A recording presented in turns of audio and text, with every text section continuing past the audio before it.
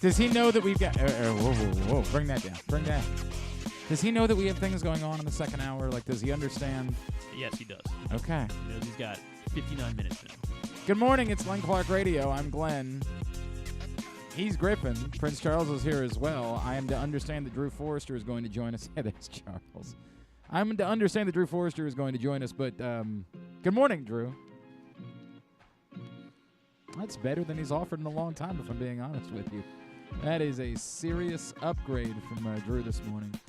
A lot to do on the program. Not only is Drew scheduled to join us in the studio, but later on in the show, we are going to catch up with a Baltimore native, Tyrese Chambers, wide receiver for the University of Maryland, transferred in from FIU, Poly alum. Speaking of some local kids, Loyola alum Henry Tolker, who's having a nice season for Navy Lacrosse. They're getting ready for Army on Saturday night.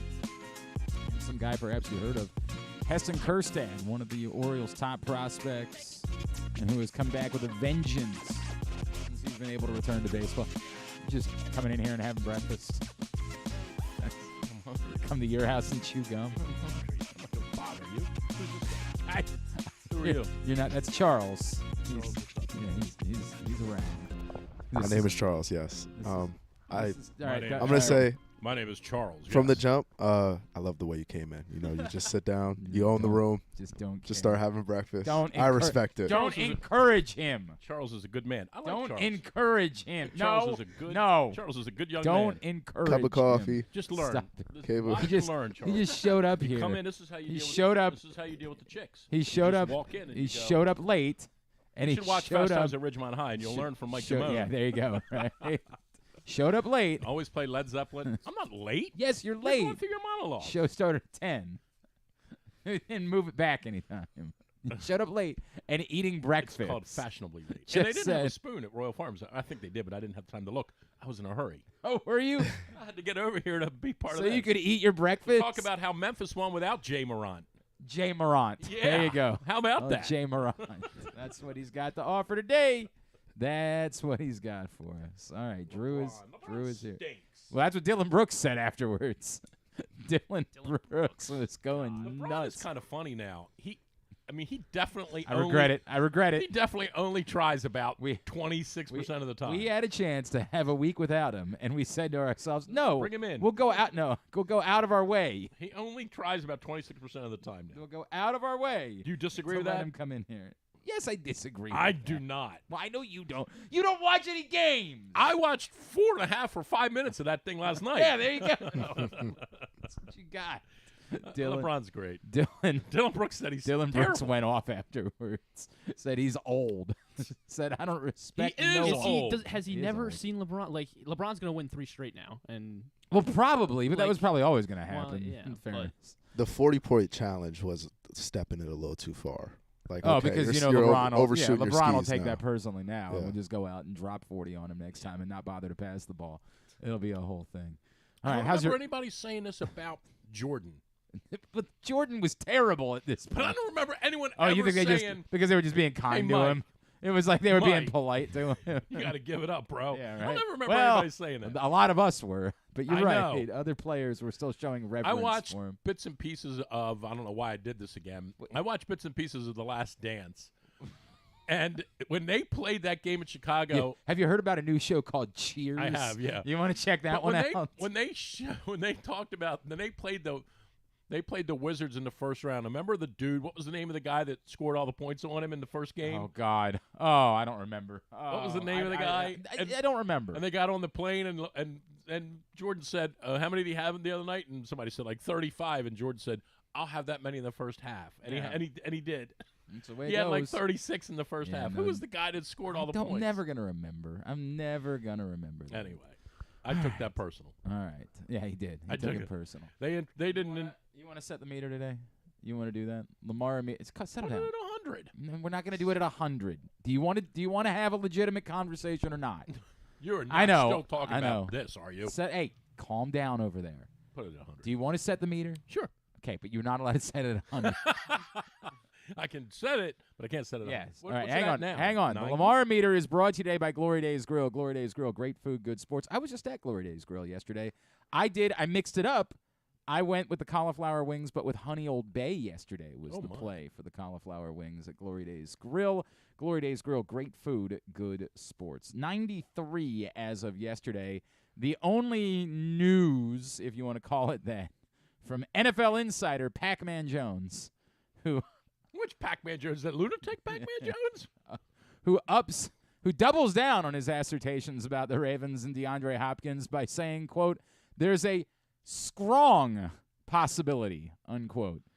That strong? Strong. Well, that's yes. that's a combination of strong and something else. Screwball? I'm not really sure where you were going with that. Kind of. Pac-Man Jones. Doesn't he have a bar to go fight in somewhere? Settle down. By the way, he's making something with himself. He's raising Chris Henry's kids. He's doing a lot of really good things these days. Settle down over there. All right? Show some respect. Gotcha. Pac-Man Jones on the Pat McAfee show, who has been banging the drum for the DeAndre Hopkins to the Ravens for weeks, and we all know who his source is. His source is his buddy DeAndre Hopkins. So it's coming straight from him. Now, as I've said a few times, DeAndre Hopkins could very well just be trying to speak something into existence. He could be trying to drum up his trade market by telling his friend Pac-Man Jones to go on the air and talk up the idea of him coming to Baltimore. But why would he be doing that? Or any team. But why would he be doing that if Lamar Jackson wasn't going to be the quarterback of the Ravens? So, All right, I'll set the meter. I got two different settings. No. You have to pick one. My personal setting is I hope it's a 0. Oh, you've gone that. Totally gone done that? with this Good. guy. Get rid of him. Go right ahead. You rid play of with him. Ryan Mallett as your No, quarterback next season. I'm- Go for that. Ryan Enjoy Mallett it. beat the Steelers. That's one right. year. He did. When He it once mattered. beat the Steelers. Not for us, but for Lamar Jackson once beat the Steelers too. Yeah, it wasn't in December. I'll say, it wasn't though. There was a You know lot of meat why? on that bone. Yeah, he didn't play, he right? doesn't I play in understand. December. Oh, settle down. It's you can put it at 90. What do you have it at? I had 93 You can put yesterday. it at 95. Okay. There we go. Drew Forrester. There's nowhere. He's not going anywhere. So the only thing that I mean, come on. it was pointed out Where's to me. he going? It was pointed out to me. Our friend John in Little Rock No, pointed out never to mind. me. Put it to 60 then. Whatever John says. He was putting you over, Oh, despite the fact that you hate him. John's a good personally. man. It's I like- unbelievable. I like John. He was trying to get me to click on your website, which, as you know, I'm morally opposed to. I like John when he sleeps. What did John say? John, Fill me in. the other day, when I was trying to figure out what the Jalen Hurts thing meant for Lamar Jackson, said, well, Drew says it's a done deal now, and literally linked to your website like I couldn't find it myself. And I'm only gonna say back, and it's what I said to him then. I said, in a normal world, because I read what you wrote, and in a normal world you would have relevant points, but I don't know how in any world you could be paying attention to this process and think that any one thing has anything to do with what Lamar Jackson might do in this situation. Like, there's just no world where he's suddenly going to say, well, if Jalen Hurts does this, that means he's never paid attention to anything else and continued to just simply say, I'm going to do what I want to do. So is it possible? I guess. But I have no idea what we'd be basing that on at this point. Well, no one wants him.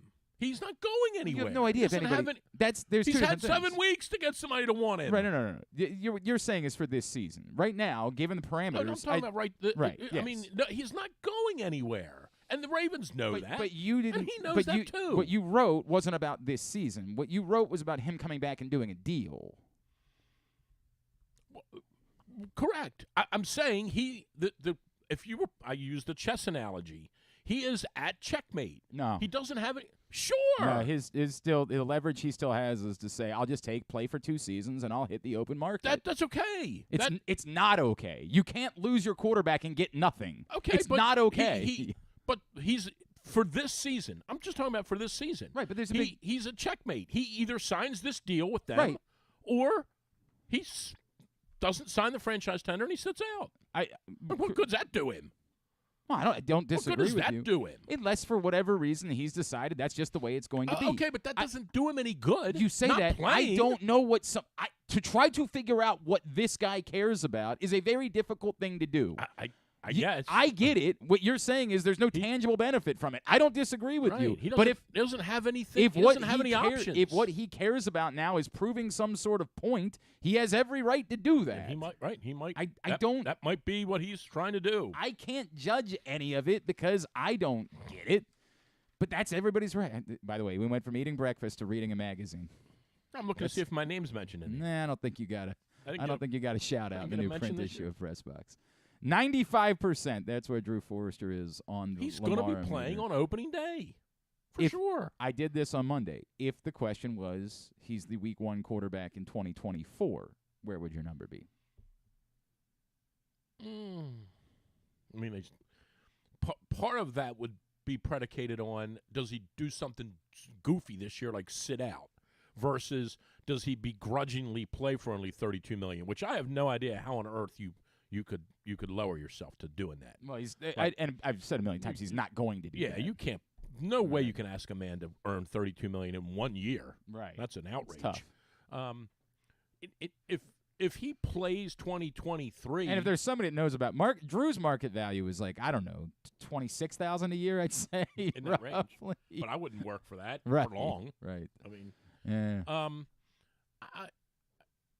I think he's going to be the quarterback in 2023 and 2024 because I think they're going to sign him.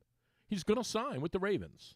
I've been saying that forever. I'm going to keep saying that. He's going to sign for them. Why it keeps getting dragged on like this and on and on and on, and the whole thing, if all these reports are true, and nobody knows if they're true, but if all of this, who struck John about the guaranteed deal and all that, you're not getting a guaranteed deal. Just sign this thing and let's make your $200 million or whatever it turns out to be. Yeah, so you're not getting. He's not doing that now for sure. The part that nobody you keep. But I would say what I would my come meter back to, is high for 2024 because I think he's going to sign. I am more convinced. I don't know if I'm more convinced. I am as convinced as ever that it's still possible that he just does the 2 franchise tag bits and tries to get the true free agency, because as much as everyone wants to portray it as nobody wants him, we all know the truth. Nobody had a chance at getting him this offseason. The Ravens were not moving on from Lamar Jackson this offseason. Did they not want him because of the collateral they have to give up, or because of what they want to pay him? Because they didn't have a chance to get him. There was no opportunity to get Lamar Jackson this offseason. Because you're saying the Ravens would have matched. The Ravens made it abundantly clear. Everything they did, they were never allowing Lamar Jackson to leave this offseason. You're saying the only way he leaves is if he can stretch this out to get to be a free agent. Correct. That's the only chance for him to figure out if a team wants him or not. I think in that case. And by the way, it's possible that at that point he'll find out a team doesn't want him at the number he wants. That's totally possible. Sure. Like, I'm not. But to judge it now and to say nobody wants it, we have no idea because the Ravens didn't allow for there to be an opportunity for someone to tell them if they wanted him or not. Well, they didn't because that's what the CBA allows for. I'm not blaming the Ravens. Right, I'm not saying right. they did what they had to do because they decided he wasn't going anywhere else. What's weird is how this is different than baseball. In baseball, in baseball, and Machado would be a good example for this. Like if Lamar right now, if Lamar said to the Ravens, I'm telling you guys right now on April the 20th, I am not re-signing here. Mm-hmm. I'm playing these 2 years out, and then I am going to go be a free agent, and I am not re-signing with you. In baseball, if that happened, the team would say, well, then we probably got to move you. Correct. I mean, right? It's weird how, for some reason in football. Well, see, the weird thing was the Orioles did that with Machado, not the other way around. No. Yeah. I'm saying, but. The Orioles said, come or hell or high water, you're not signing here. But he might, right. But the reason they did that was because they knew he was going to command a massive amount of money. Right. And they didn't want to be a player in it. That's why. Well, it worked out really well for them. No. But that is, well, right now it might be. I don't know. But that's why they did it, right? But we all knew 2 years in advance. Now, they waited an extra year. Why they didn't move him in year 4.5 instead of year 5.5 is beyond anybody, or the other way around, 3.5, 4.5, whatever it was, 4.5, 5.5. Why they didn't move him the June prior to that is totally weird. Why they waited it out, no one knows. But in football, for some reason, and I guess maybe it's got something to do with the franchise tag, but in football, for some reason, we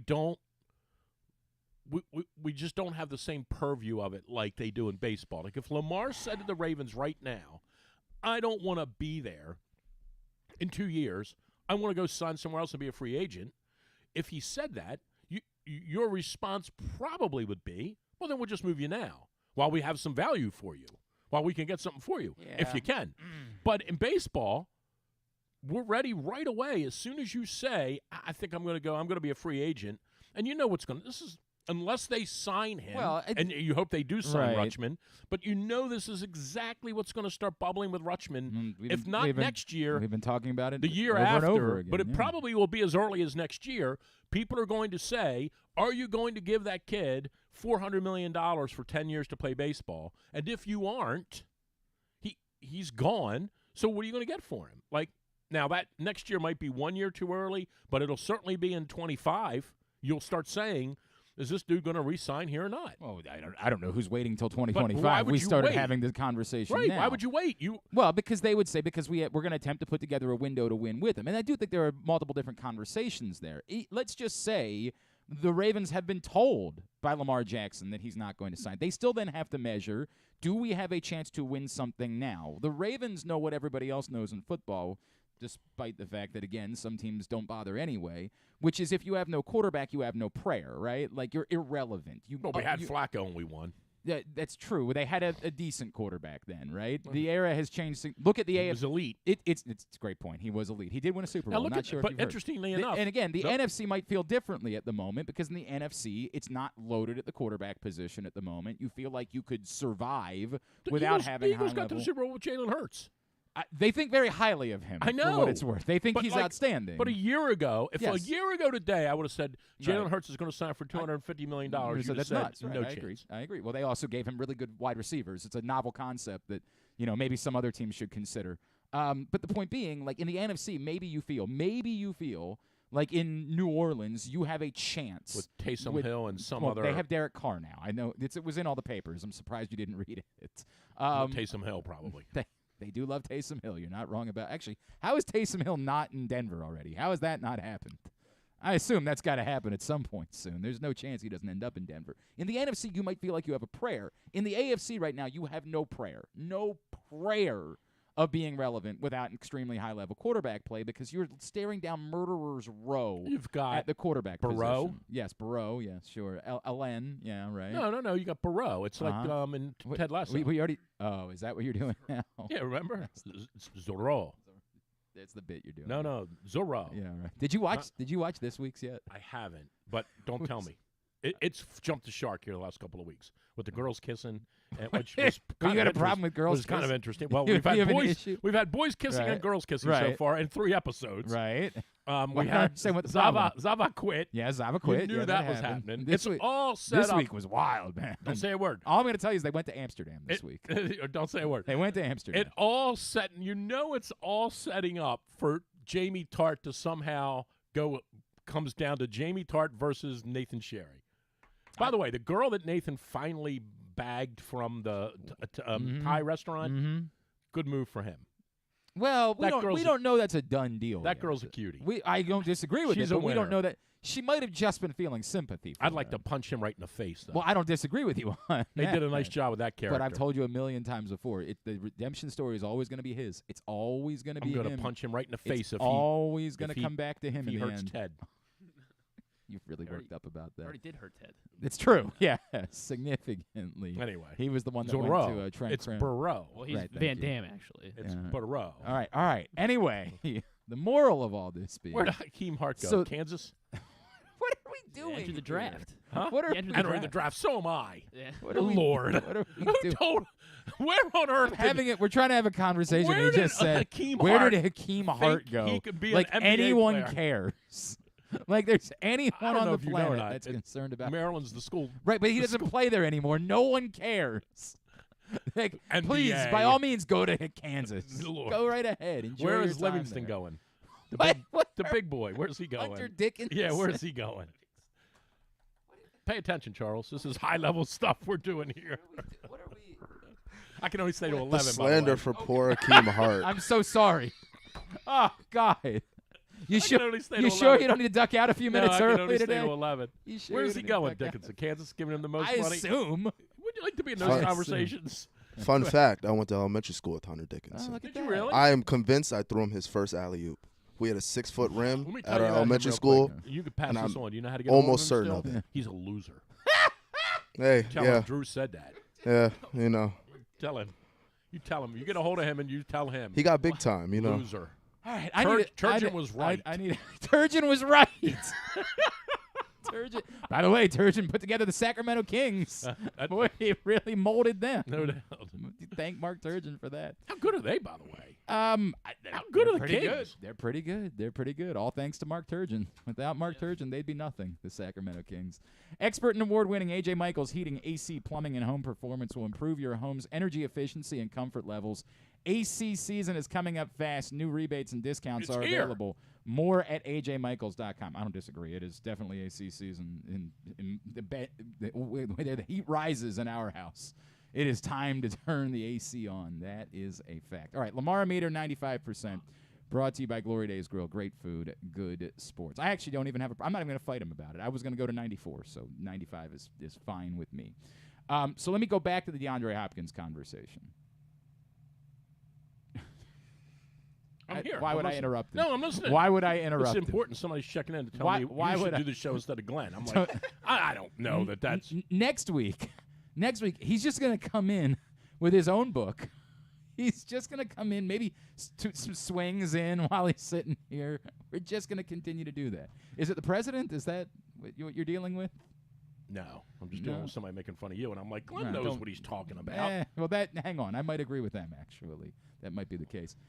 The DeAndre Hopkins thing is fascinating to me because, one, the only way it seems like it could possibly be done is if the Ravens get a long-term deal done with Lamar Jackson. If Lamar Jackson has said, you get DeAndre Hopkins, then I'll come back to the table, maybe there is an argument for just to get this thing over with, it's worth doing whatever at that point.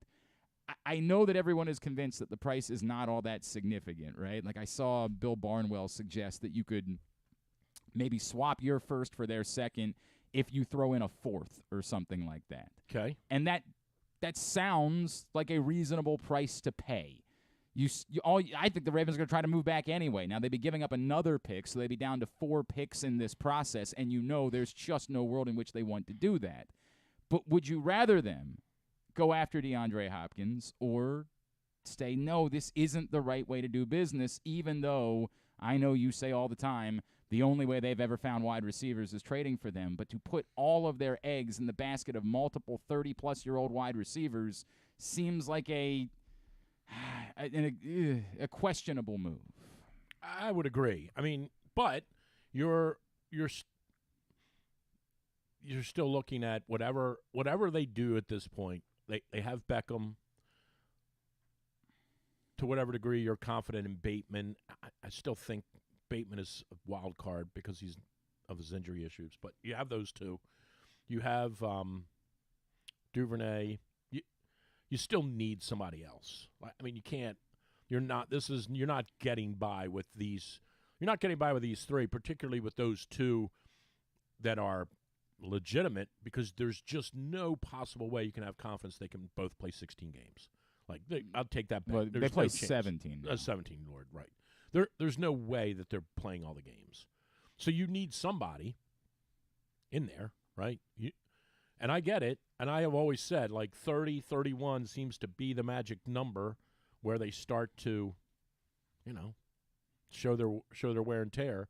But if you can get him, I still think, I guess the only question you would have is how unsettling would it be to Beckham for them to get Hopkins? And this goes into the whole diva wide receiver mindset thing. Does he get pissed off at that? Is he okay with it? He just got $15 million. I know. I hear you say that, but these guys are insane. I know. You know that. Well, they're insane about everything. How does he react if the Ravens get Hopkins? Because in his mind, I'm going to go to Baltimore. I'm going to be the number one guy. They're going to throw me the ball, 9 times a game. I'm going to catch a bunch of passes. I'm going to catch 12 touchdowns. I'm going to become a name again, air quotes. And, I'm going to go get a 3-year deal for $45 million because I have a great year in Baltimore. That's how he's thinking. Maybe. I also think it's possible this could be that's how he's thinking. Well, you say that, except that there's also the possibility this is a LeBron James, Dwayne Wade type of deal where Lamar Jackson. I'm not saying it couldn't work. I'm just saying. No, hang on. His friendships. The reason why Lamar Jackson allegedly went back and said to the Ravens, hey, go get me Odell Beckham and DeAndre Hopkins, is because he talked to those two guys, and those two guys said, hell yeah, let's go play together with Lamar Jackson in Baltimore, and we'll try to put together some sort of super team. a la the Miami Heat once upon a time, where okay, I don't know if that's the case, but it's weird that Lamar said, go get those two guys. If that's true. Okay, look, man, I'm not trying to say that. Here's what I'm going to say about that. Mm-hmm. You're not going to like what I have to say about that, but here's what I'm going to say. The notion that he would have given the Ravens some sort of demand would then mean, if in some way, shape, or form Lamar said to Eric, part of the deal here is you need to go get these two guys. You're presupposing then that he speaks to them, which he never does. Well, they've had one conversation, and it happened when Eric got on a plane and flew to Miami, was supposed to spend the day with him, had lunch with him, and Lamar said, I got somewhere to be at 4 o'clock. And Eric got on the plane and flew back home. So they don't ever have a conversation with this dude. This is the only way they have a conversation. But that's conversation now. Okay. That's what but that is. I'm just saying, I don't think if I'm wrong, I'm wrong. I don't know how you would ever find the answer out to this. I have zero belief that Lamar Jackson would ever say to the Ravens specifically, go get me those two guys. I have zero. I'm a zero. You want to put the meter, I would be zero. That's well and good. Would Lamar say to them, I want help? Would Lamar say to them, go get me wide receivers? Maybe, but it's counter to the whole notion that Lamar is signing here for, if the Ravens walked in tomorrow and said to Lamar, tell you what we're going to do. We're going to give you $300 million. We're going to give you 200 and whatever million of it guaranteed. Come in and sign, or we'll give you all of it guaranteed. Come in and sign it today. By the way, we're going to give you the $300 million and the $300 million guaranteed. It's the biggest contract ever, but we don't have any players for you. Lamar would say, what time do you want me to be there? I don't disagree with that. So this is not about Lamar going in and stomping around and saying. But it's a fallacy to suggest that this is the nonsense that we say, where we say, well, once you sign your quarterback, you can't have any players anymore. That's not true. Okay, it's but patently untrue. It's just the type of I get it. thing we say. But I'm not. But the idea that Lamar would take way better players and less money, but nobody is said. a joke. No one suggested that. No one has said that he would. Well, take you are by inference. What do you mean? The idea that he would say, go get me better players first and I'll sign, he's all he's interested in is signing the biggest deal that he can go sign. And if they don't have any players, but he gets that deal, he's signing. You're saying two different things. I don't disagree that if the Ravens were to offer him that type of deal, they're not offering him that type of deal.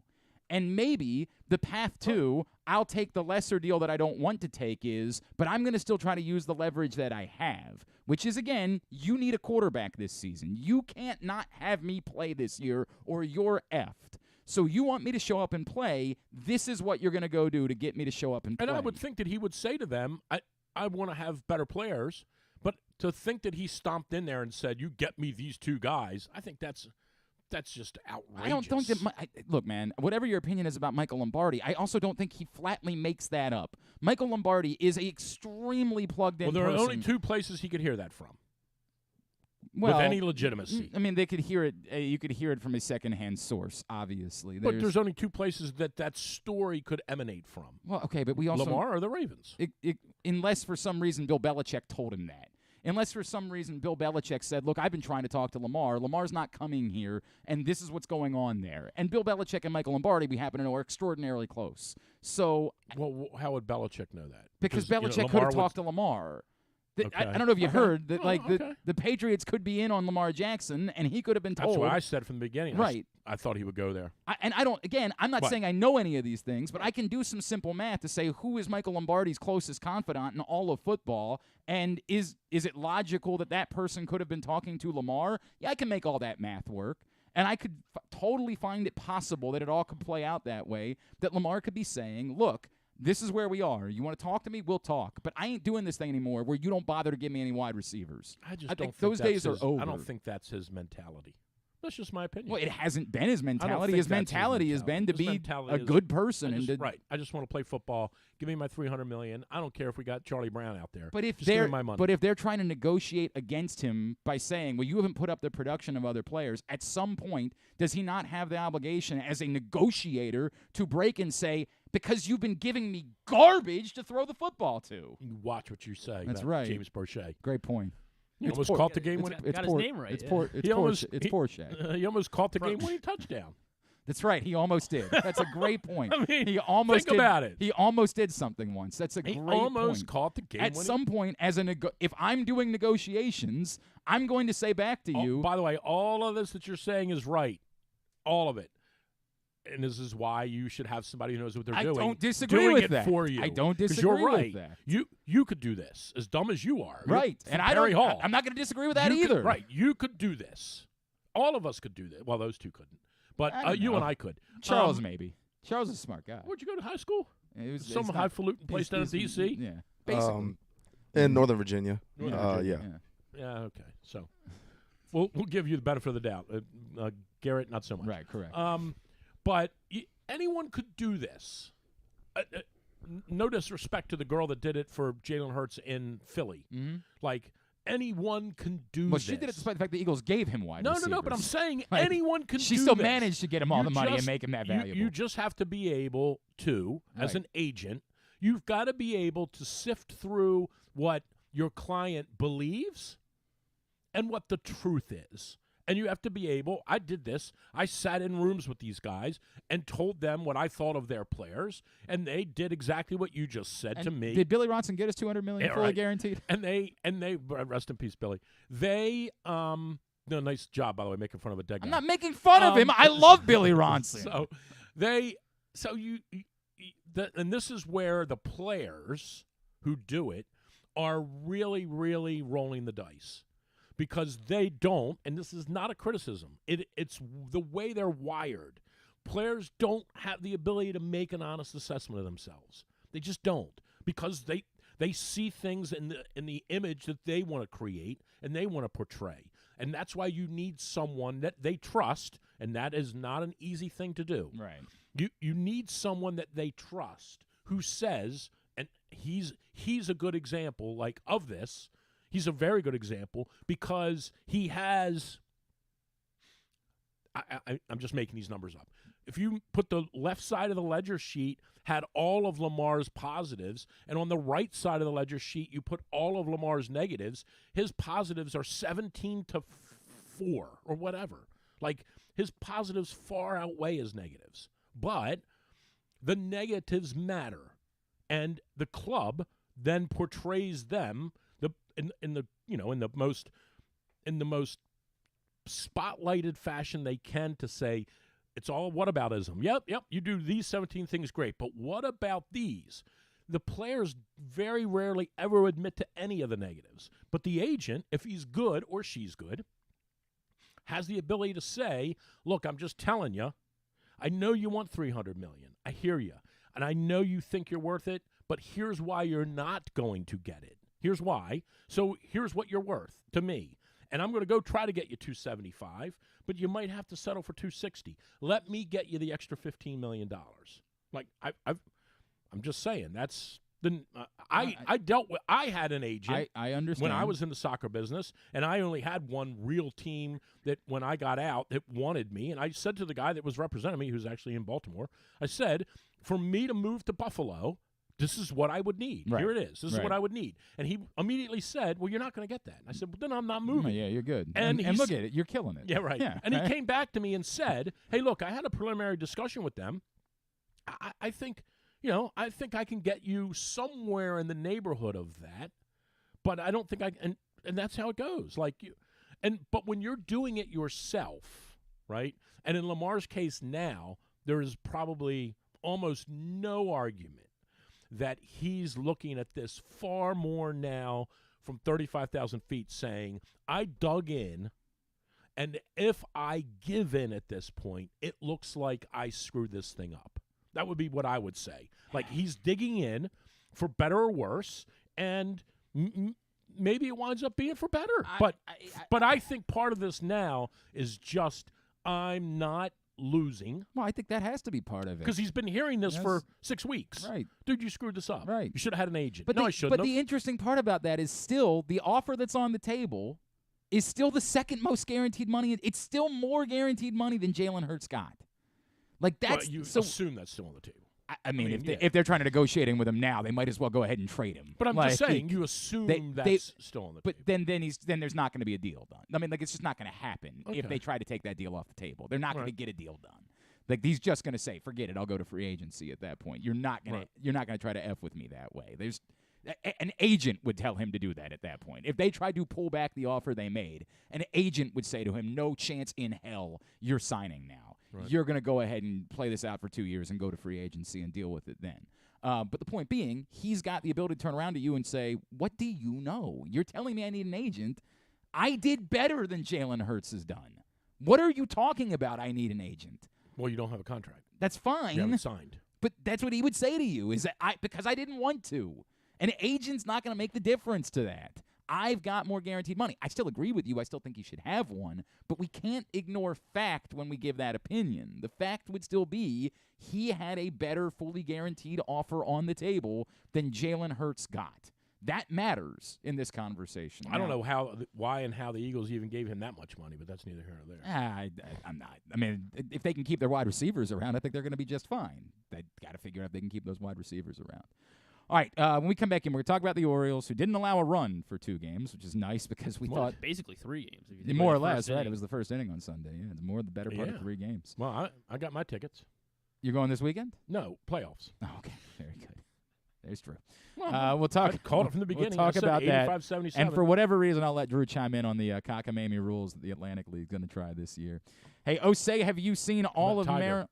No. What about Tiger? Oh, he had surgery. What do you want to say? Well, is he done? Is it over?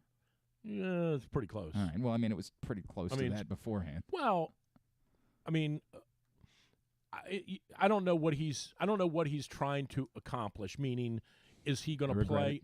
No, is he going to play? Is he doing this to try to keep an effort? This is the last chance for me to say, like, next year I need to play in 8 events. Mm-hmm. Like, I've got to figure out a way. I can't keep. He's got to do his video game thing, doesn't he? I can't keep doing this though, where I play an event, where I play the 4 majors. Like, that's not going to work. Is that what he's doing, or is this a quality of anybody that's ever just had sort of acknowledging? Anybody that's ever had plantar fasciitis knows that in the immediate, same thing with gout, in the moment that you have those 2 conditions, if someone, same with a kidney stone, if someone came to you and said, "I can do a procedure on you that you'll never have gout again, or you'll never have kidney stone again, or you'll never have plantar fasciitis again," in that moment, you would say, "I'll lay right here on the table and you can cut me open."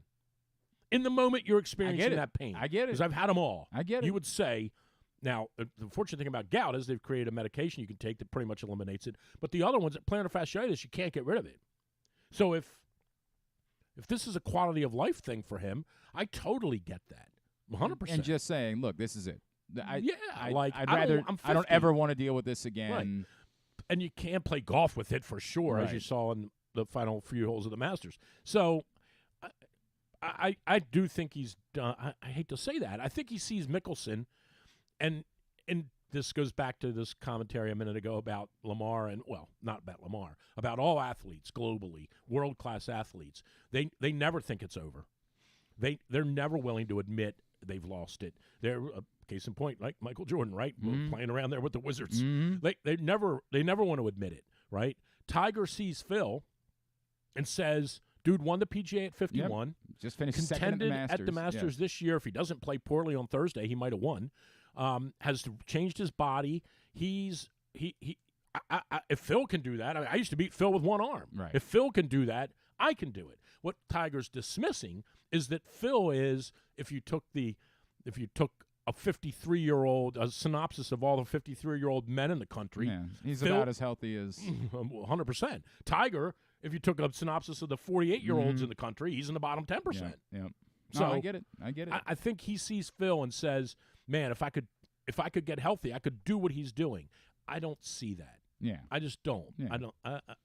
Is it over? He could always win at Augusta. That's still one place he could always cobble together 3 or 4 good rounds at Augusta. But other than that, I think it's over. All right. He was pretty good, by the way. Who? Tiger.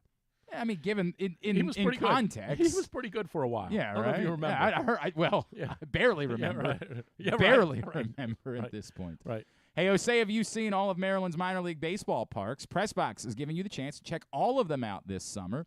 Head over to PressBoxOnline.com/contests right now and sign up to win 4 tickets to each of the local minor league baseball teams, plus 1 Easy Pass Maryland on-the-go transponder preloaded with $25 and a $50 gas card from Royal Farms to help you get around to all those parks. Must be 18 or older to enter. The sweepstakes ends June 14th. Get over to PressBoxOnline.com/contests right now to sign up. Drew's here. It's Glenn Clark Radio. Baseball season is finally here, and what better way to celebrate than with some fresh gear from Birdland Sports. As a small business run by O's fans, Birdland Sports offers a great selection of unofficial merchandise, including unique designs like Birds Are Coming tees, player cartoon shirts, and championship prediction designs. And the best part, their prices are more affordable than the big guys. Get high-quality gear without breaking the bank. So whether you're heading to the ballpark or watching from home, show your love for the birds with Birdland Sports. Visit birdlandsports.com today to browse their collection and gear up for the season. Let's go O's. Whether your focus is luxury and comfort, convenience and technologically advanced connectivity, or sporty performance and aggressive styling, we've got the perfect Highlander for you. Check out buyatoyota.com for deals on new Highlanders from your local Toyota dealer today. Another Orioles season is in the books, and the bat-around was there every step of the way as the Birds posted their first winning season in 6 years. And after promoting 2 #1 overall prospects in Adley Rutschman and Gunnar Henderson, Mike Elias has said it's liftoff from here. Hi, I'm Paul Valley, and along with my co-host Zach Goodman, we'll be here every Saturday from 10 a.m. to noon all off-season, discussing every signing, trade, and waiver claim as we navigate the cold winter months that lead to spring training. You can watch us at youtube.com/PressBoxOnline and facebook.com/PressBoxSports, or listen live at PressBoxOnline.com/radio. And if you miss a show, you can find us anywhere you get your podcasts. So tune into the Bat-Around with Paul Valley and Zach Goodman every Saturday from 10 a.m. to noon right here at PressBox Sports. Costas Inn has been serving up delicious steamed crabs for over 50 years. Lately, the crabs you want to eat when the weather warms up have gotten harder and harder to get. So get your crab-eating game plan in place. Make sure to stick this number on your fridge, 410-477-1975. Call ahead and reserve the size crabs you want. You may be able to walk in, but you may also be disappointed at the size or maybe even get shut out altogether. So call ahead, have a plan, and then arrive on your crab-eating vacation. Costas also has delicious crab soup and crab cakes. The Costas Inn at 4100 North Point Boulevard. For more than 50 years, they've been satisfying crab lovers in and around Baltimore. If you need more of Glenn, you can also hear him every Sunday with Rita on 105.7 The Fan. But also, if you need more of Glenn, what's wrong with you? Back in here on GCR baseball season, it's the first time ever in the state of Maryland where you can bet on your phone on baseball. So make sure you get to PressBoxOnline.com/offers in order to sign up for the best offers and incentives. For for example, you can get $1,000 in a deposit bonus match plus a $50 free bet from DraftKings. But you can only do it if you go to PressBoxOnline.com/offers. Clink on the link. Click on the link. On the link. Clink on the link. Be careful what you say there. You're getting close to some bulging. It's a bulging. Right. Say, be careful. You people have that trouble. PressBoxOnline.com/offers. Drew's here. What did Max Scherzer get thrown out for last night? So, I mean, I saw it, but I didn't see it. Did you hear the whole lengthy explanation afterwards? No. So, he said he was told that the first time that his hand was a little too sticky to go in and wash it off. Okay. So he says he did, and he used. You've had that problem. I've certainly had that problem a time or two in my life. But I don't want. So is Charles. But I don't want to say anything about you too. Easy over there. Sorry. So he says he Charles did. Like, what's that mean? He said he went back in and he washed it off with alcohol, and then put rosin back on, and then they said it was even stickier after that. So he's trying to suggest that he did everything based on what they told him to do. And so, in other words, you had a substance on your hand to help you grip the ball better. And that's the weirdest part about it. They were like, this is the Garrett Cole thing all over. You got to give Garrett Cole credit. Of all the pitchers in baseball, you got to give Garrett Cole the most credit. every year when they come up with a new rule to keep the pitchers from cheating, he always beats it. Step ahead of them, no question about this that. year it's unbelievable. No. I have no idea where he's hiding it. But you keep saying cheating. Remember, a lot of the hitters were not in favor of this. They didn't want you. Right. Because you've got so Scherzer had a substance on his hand, got caught. They told him to go clean it off instead of throwing him out. Right. They said, "Look, we know who you are. We don't." There's apparently you're legally allowed to use the rosin. So and then the umpire afterwards was very Donald Trumpy. The umpire afterwards it's the stickiest we've ever seen anyone. It's the stickiest. I've never seen anyone this sticky. They were crying. Mega sticky. It was mega sticky. Everybody was saying, "Sir, it's so sticky in here." Right. You got the stickiest hands I've ever seen in my life. Right. What a bizarre. But they said to Scherzer, dude, we don't really want to throw you out because we can't. You're Max Scherzer. Right. So go clean it up a little bit. And Scherzer's I don't know if you know who I am. Right, I'm Max Scherzer. I can do whatever I want. I don't know, That's dog. pretty funny. I have no idea what to make of any I'm of still outraged at the Nick Castellanos thing from 2 weeks ago. Oh, yeah? You're still... I am apoplectic about that. That umpire should be punched in the face. By the way, did you see the thing with Bellinger on Friday night? No, but don't show... True. No. Don't. If it's going to make me mad about umpires, don't do it. Oh, man. I want to shoot these guys to the moon. Every single one of them. So Cody Bellinger, of course. Don't show me this. Settle down. Came back to Los Angeles. Okay. Where he, of course, helped the Dodgers win a World Series. Who's he with now? The Cubs, right? Cubs. Right.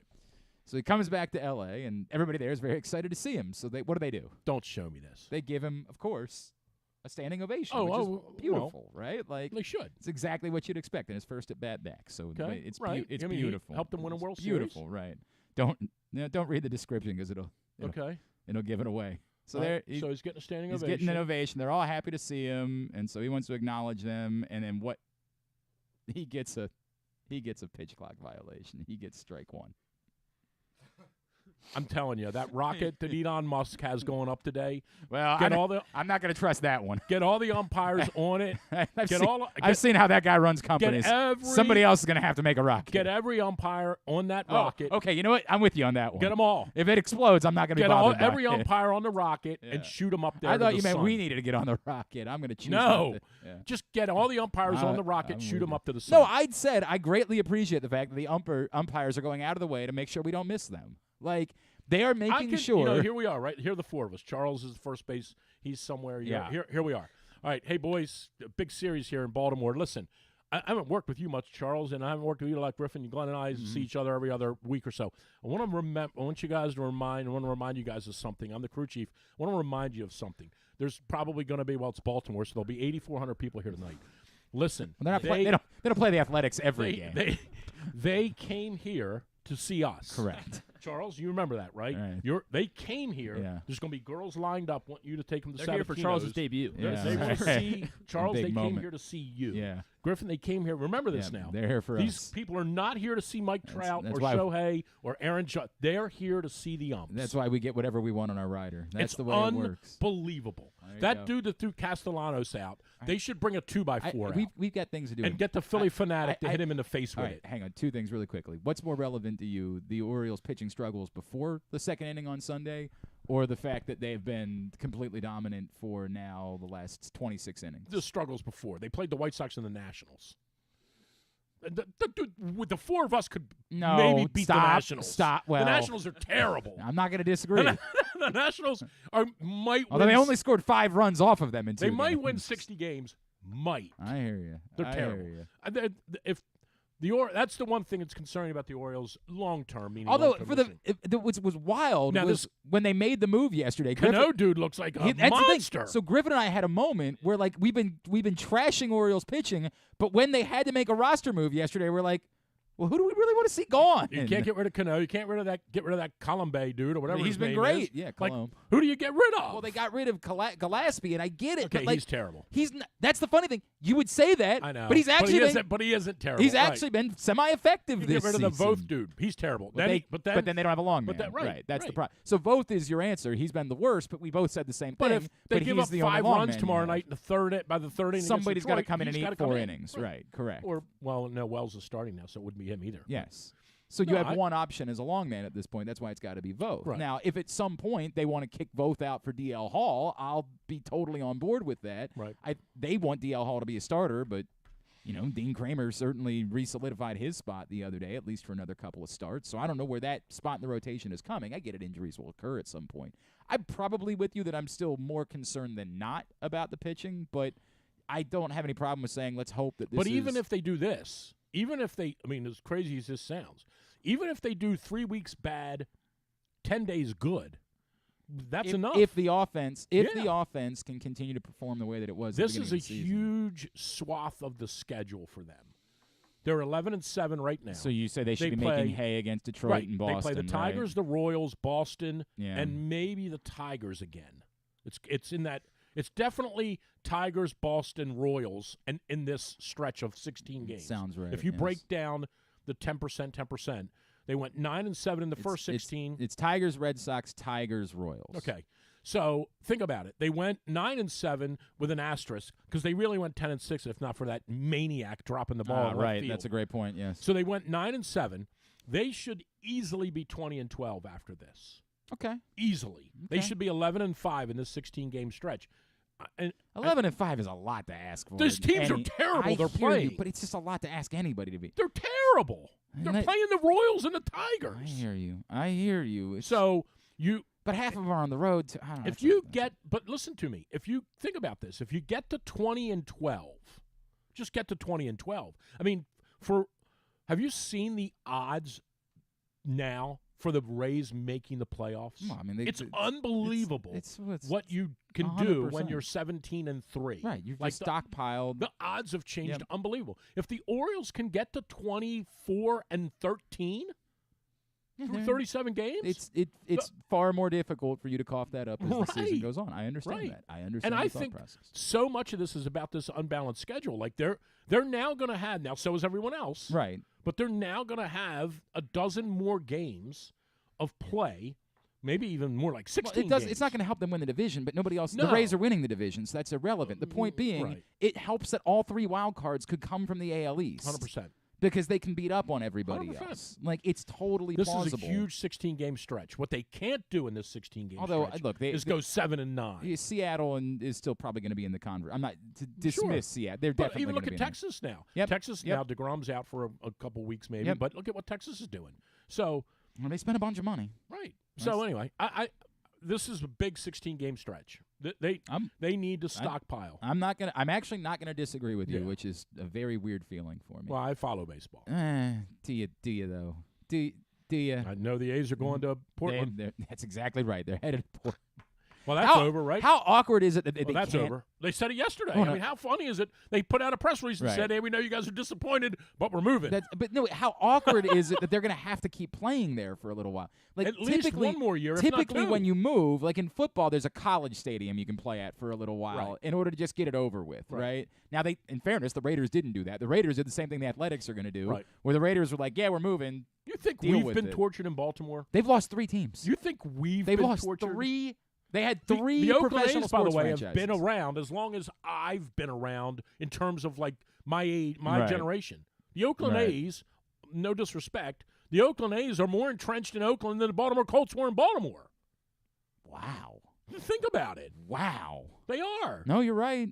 So, you're right. I mean, it's... The Colts were 30 years, 30, 34, 40, 30, 35 the years. The Oakland A's have been there since 1960-something. Wow. That is wild. Now, no one's cared. Well, for a long time. That's not fair for either. A long time, no one's cared. No one's cared about the Oakland A's for 15 years. Let's be You're honest. saying that the last 10 people actually cared were the Mulder, Zito, the Moneyball era. Sure. No one's cared about that organization for a decade. I mean, they were competitive for a while in there. It was just the magical. Yes, I get it. What they've done. Look at all these players they had. Right. They were Johnny Damons of the world and all these players that they had them all, and they're like, we don't want them anymore. You guys take them. Correct. That's the way it's worked for some time. So it's a shame, though. It's a shame. And I get why everybody wants to go to Vegas. It's the new hot place. I understand, no pun intended. Well, the A's had to go somewhere. Like, that is the other part there of it, is no too. place else to go, like, really. I know that now Salt Lake City is saying they want a team or Right. something like that, but, like, you have to go somewhere, and if this is the first place where you're able to find that could actually make it work, then fine. You got to do something at this point. Miami's next. Before Tampa? Yes. Miami's actually got a stadium. I don't think so. But no one, well, I shouldn't say this, no one cares about the Rays either. But no one in Miami cares about tomorrow. I understand what you're saying, but baseball will still look at that and say, see how many people were there for the World Baseball Classic. And I know what they're going to say, the Latin influence. And the market's way too good. They're not moving Miami. Okay. That's not happening. It's like the NHL was never moving out of Miami. The NHL was willing to move out. The NHL is so desperate to not move out of Phoenix that for 20 years it's been unstable, and they've just said, but we'll give it another shot. Teams like coming here in the winter. Correct. The owners always go, nope, keep the team in Phoenix. They don't want out of the market. The market's too good. I got a pretty girl at Arizona State that I come and see. They're playing in a 5,000-seat building. They're playing at Towson. Right. A professional hockey franchise is playing at the CQ Arena, and they're just like, yeah, but we don't want to move it. It's nice in the summer. We don't want to. It's nice in the summer, and I got a girl in Arizona State. That's the way that it's going. They don't want to move. Every time the vote goes to the owners, they're like, yeah, what's the girl? Yeah, correct. That girl's name that I see. What's her name? Or they want to go play hockey with Wayne Gretzky, or play golf with Wayne Gretzky, or whatever right. it is. Like, they just don't want the team out of Phoenix, come hell or high water. But it is weird that, like, Oakland, like all of that property, you're telling me there's just nowhere to build a stadium there. Right. Like, well, they did try. They tried. Did you see what the fans wanted to do at Oakland? What? They wanted to do the opposite of Free the Birds. They were going to go all show up the rally. We're right? all showing up. Yeah, correct. To show you. I guess it isn't actually the opposite of Free the Birds. And it was like you guys showed up, but then you left. We showed up. Yeah, and then you bailed. Right. They wanted to show up and sell the stadium out and say, we're not the problem. You guys are the problem. Well, you guys clearly won that one. Yeah, you guys clearly won that. We did. All right, before I got to kick you out of here, how do you feel about the double hook? So let me make sure I'll say this the right way. Make sure I know what it is. Mm-hmm. You start the game using your designated hitter. Yes. This is, for all intents and purposes, this is one of your more high-profiled offensive players, or at least someone of repute. Right. You start the game with that person in the lineup. If your starting pitcher doesn't complete 5 innings, yes, 5 innings, yes, you lose the DH for the rest of the game. Who bats in his place? The pitcher. Whoever comes in. The pitcher, the spot in the order goes to the pitcher. Would be whoever the pitcher is at that point in the game. Gotcha. You would be way better off creating a rule that says the first baseman has to play with no pants on. Well, by the way, I'm not opposed to that rule. That one actually is the sounds dumbest kind of thing I've intriguing. ever heard in my life. Yeah, and is it done to stop them from doing the emergency starter? Openers. They don't want openers anymore. Okay, so I am for that. Because you're better. That's why you're for it. Well, maybe, yeah. I am for. I think the starting opening goofy thing they do is dumb. I hate it. But I think this rule is 10 times more dumb. It's insane. So figure out, and so now I'm going to try to create and may not have enough time. I get it, and I don't know that 5 innings is the right. 5 innings, 4 innings could be 80 pitches. I don't think you can say 5 innings because then the guy's throwing 110 pitches sometimes. Dean Kramer's had some nights where he's throwing 100 pitches. Grayson was flirting with it a couple of times. So if you said 4 innings, I might buy the logic of 4 innings, but not for this exchange. No. This exchange is stupid. Never. Now, if you wanted to say your starting pitcher has to finish 4 innings or this happens, and so I'm going to throw out. So if the guy is giving up 12 runs in the first inning, you just have to sit there and let him get his brains beat in and deal with it. Well, no, I'm saying there may be a rule that says something like this. If your starting pitcher goes 4 innings, we'll give you something, not take something away if he doesn't. If your starting pitcher goes 4 innings, we'll give you, and it's got to be something of value, and I don't know what that is. So what I would say is if you want to end openers, the way that you go about doing it is by saying you have to identify who your 5 starting pitchers are at all times, and you're not allowed to use anyone who isn't identified as a starting pitcher, and you have to set up a system that makes it so that you are governing, making sure that starting pitchers are starting pitchers. And unless there's a real fifth emergency, day, you have to say, unless there's an injury. Right, these are who our 5 guys are currently. And then if he doesn't start, he has to go on the injured list. Something along those lines, right? Like something along those lines would be the way that you go about doing it. Now, I don't care. I don't think it's a big deal because I don't bet on baseball. It's a big deal to people who bet. That's what it is. And it's we about are. betting. I mean, and they are. Right. Correct. Definitely not you. Definitely not you. This is all I about got the betting. Braves tonight, by the way. Okay. Big. Scumbags. All right. What's coming up on Fairways and Greens on Sunday?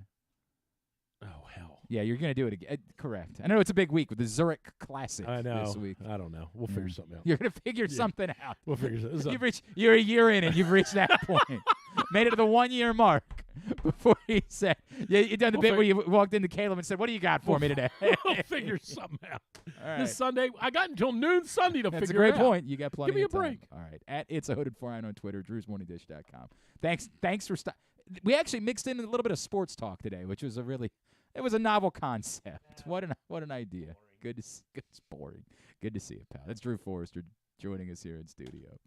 Into hour number 2 of today's program. Coming up a week from this Saturday, Maryland football spring game. It will be the first opportunity for our next guest to wear a Maryland uniform in some level of real competition. He is a Baltimore native. He is a Poly alum, and he has transferred back to the University of Maryland. He is wide receiver Tyrese Chambers, and he's with us now here on GCR. Tyrese, it's Glenn in Baltimore. It's great to catch up, man. Thank you so much for taking some time for us.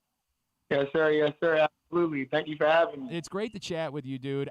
For those that don't know your story, right, like your path from growing up here to playing at a smaller level to trying to earn your way, I'm guessing that this maybe means a little bit more to you. Like spring football for a lot of dudes, probably an annoying part of the process. But I'm just going to guess that for you, the excitement of being here and doing this is a little bit more than it might be for some other guys. No, absolutely, man. It definitely is. It's a great opportunity.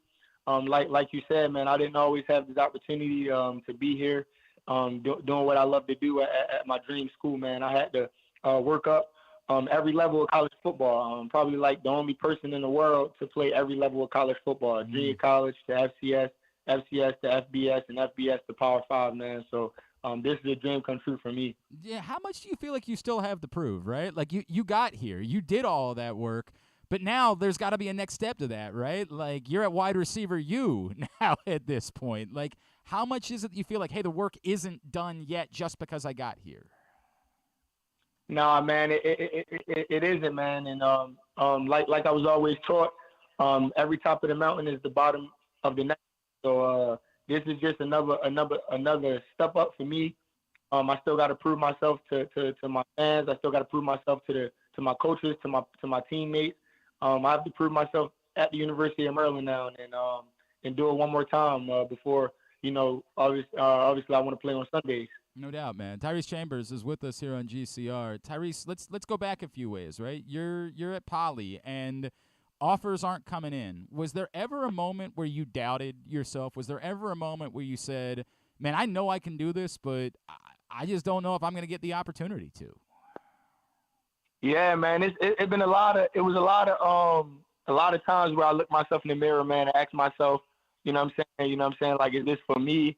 You know what I'm saying? But I just trust the process, kept my faith, man, trusted in God, and kept working, man. Kept working. Nothing comes from not doing anything. You gotta look yourself in the mirror, and you gotta do something, man, to get what you want to do, to get where you want to go. You gotta work. So I just kept my head down and kept grinding, and the door started to open up for me. Were there ever people that said to you? Did you ever have to say to somebody, hey, Tyrese, it's not worth it. Don't do this. Did you fight with anybody in your family, friends, that maybe encouraged you that it wasn't worth it to keep grinding the way that you were?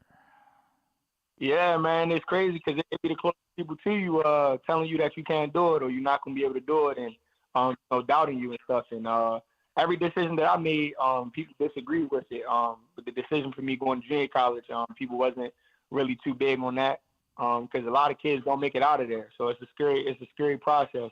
Going to Sacred Heart, coming out of JUCO, a lot of people wanted me to go straight to a big school, and I'm like, bro, I don't have an offer to a big school. Like, well, I do, and they didn't like my decision to go to Sacred Heart. After I was an All-American there, they didn't like my decision to enter the portal and ended up at FIU. They didn't like that decision. They didn't like me going to FIU. It's just like it's never a good place to be for somebody. It's always going to be people wanting you know what I'm saying, you to make different decisions. But at the end of the day, you got to do what's best for you. And that's what I've been doing my whole life, just making decisions that's best for me. That's awesome, man. It's so cool to see your story play out this way. Tyrese Chambers with us here on GCR.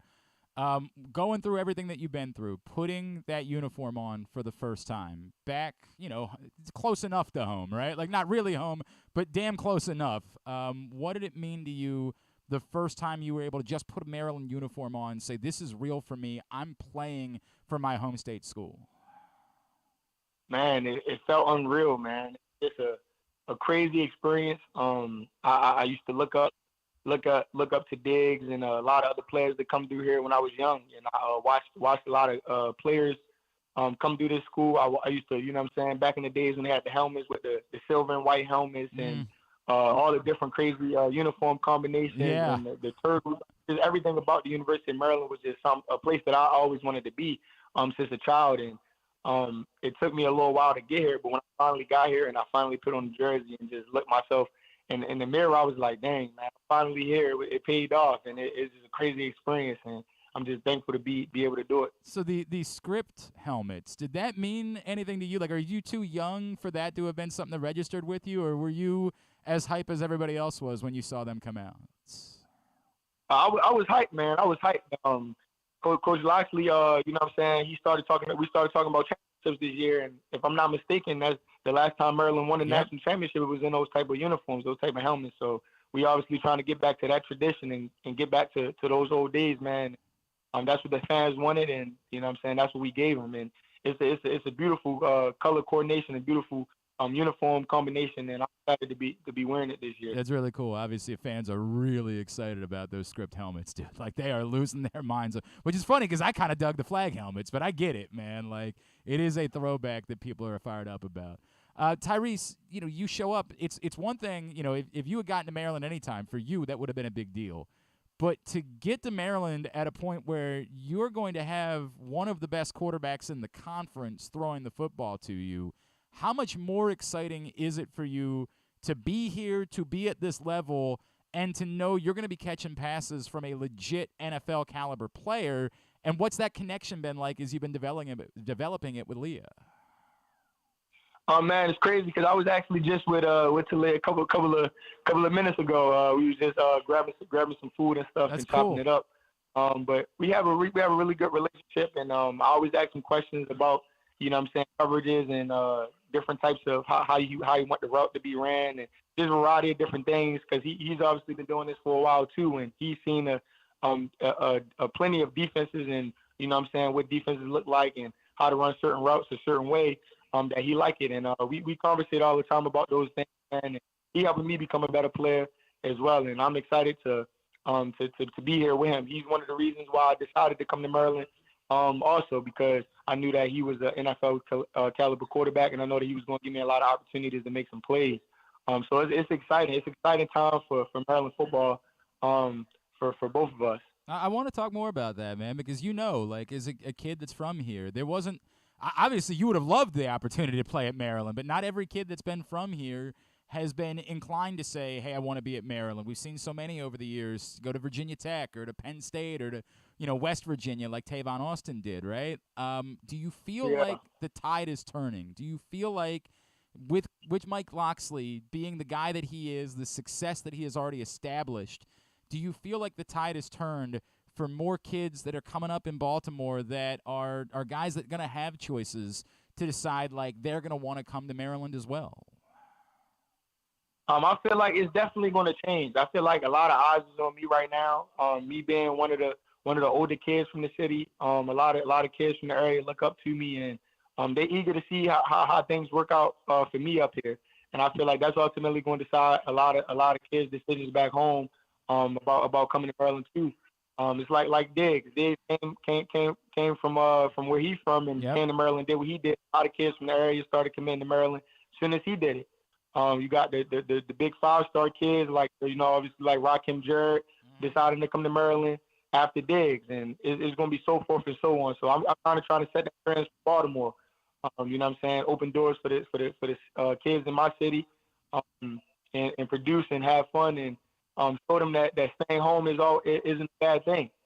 And a lot of kids can stay home and make it to the NFL and get their dreams to come true. Coach Loxley is a great coach. Our facilities is amazing. The area and the scenery, you know what I'm saying? You in the middle of the DMV. You can go to Virginia, get some food. You can go to D.C. You can go to Baltimore. You can go to the Bethesda. You can go to anywhere in this area, and it's a very unique place to be. And I'm excited for a lot of kids in the area, man. It's going to be a big opportunity for them. They get an opportunity to come to Maryland. They're going to take it. I'm thinking about wide receivers at Maryland that come from Poly. Do you have any relationship at all with Laquan Williams? I know it's a decade before you, like a good bit, but do you know Laquan at all? Have you ever bumped elbows with him? No, I'm not too sure about okay. All right, him, but I I do know Antonio Freeman sure, was a big receiver. No doubt, receiver that came out. A legend, obviously. Buttons and a great dude. We love Antonio. Laquan actually ended up with the Ravens and was actually on the Super Bowl team the year. He grinded his way as an undrafted free agent from Poly to Maryland and ended up being on the Super Bowl team here in Baltimore. So there is quite the history there, which is a cool thing. Tyrese, I saw on Twitter you go by Big Time, right? What is it that Maryland fans should be expecting from Tyrese Chambers this season in College Park? I'm a playmaker, man. Playmaker. Everywhere I've been, I've proved myself to be a playmaker. Obviously, I came here to win championships. I didn't come here to go to bowl games and win games. I came here to take Maryland to the next level. Me and Coach Loxley, we had that conversation during the recruitment process. It's going to be a lot of expectations out of this team this year. And I'm glad to be a part of what's about to happen. I feel like we have a great team, great close unit. And as a receiver, this is no better place to be than here. No doubt. This offense and this team is kind of ran through receivers the last decade. If I'm not mistaken, the receivers been leading Maryland to a lot of big games, a lot of big wins, and it's not going to stop now. And that's what that's what I'm here for. That's what I'm here to do. I'm here to make plays and be productive, make plays and win games. So I think that's what they're going to get out of me this year. A really big season, a really big season for me and for the state, for the university. Sounds good to us. It's gonna be fun. Yeah, we like the sounds of that, bro. We like that a lot, man. The wide receiver, you. Tyrese, where can we be plugging? Not just obviously Twitter, Instagram, but anything NIL you got going on. What can we plug for you, dude? I'm about to actually drop some merch soon. I'm gonna do a variety of different things with NIL. But nothing hasn't really been posted yet. We kind of still been in spring ball, kind of been just focusing on school and football. But soon here in a little bit, I'm going to be launching a lot of stuff through social media, through my Instagram, team_Reese, and through Twitter, Big Time _Big_Time0. So I kind of push everything through social media, through those two social media accounts. So be on the lookout. Make sure you give him a follow there. By the way, is 0 the number? In the NFL, you're allowed to wear 0 now. So when you make it, are you going to be pushing to wear 0 still? Like a lot of people don't like that number. You say, sign me up. I'm that guy. Absolutely. 0, that's my number, man. Like I said before, 0. I wear 0 because I remind myself every time I'm on the field that it's not about me. It's always God. God always comes first.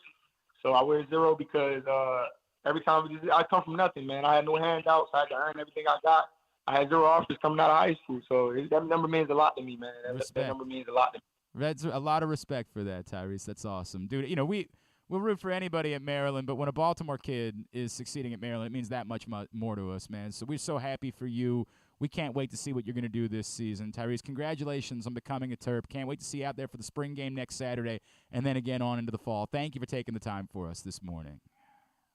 Absolutely. Thank you. I appreciate you guys. Absolutely, dude. We'll be in touch. Tyrese Chambers, great dude.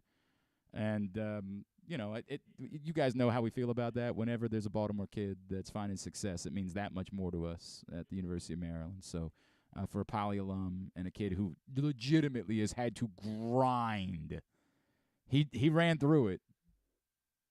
Junior college to Sacred Heart, FCS, to get into the FBS level at a, mid-major at Florida International, to now finally getting back to the place where he would have wanted to be all along. It's an incredible story, persistence and hard work, and I can't wait to see what Tyrese Chambers will bring to the University of Maryland this season. There will be some significant expectations.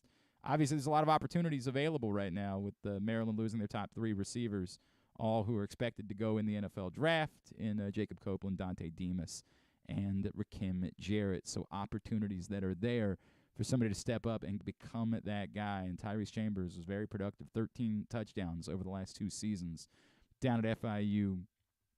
To deal with some injuries this year, but 2 years ago had over 1,000 receiving yards. So an opportunity for him to step up and make an impact this season at Maryland. Today's show is also brought to you by your local Toyota dealer and buyatoyota.com. The Toyota Tacoma comes in a range of models and trim lines, so you can choose the perfect Tacoma to reflect your unique personality and driving habits. Check out buyatoyota.com for deals on new Tacomas from your local Toyota dealer today.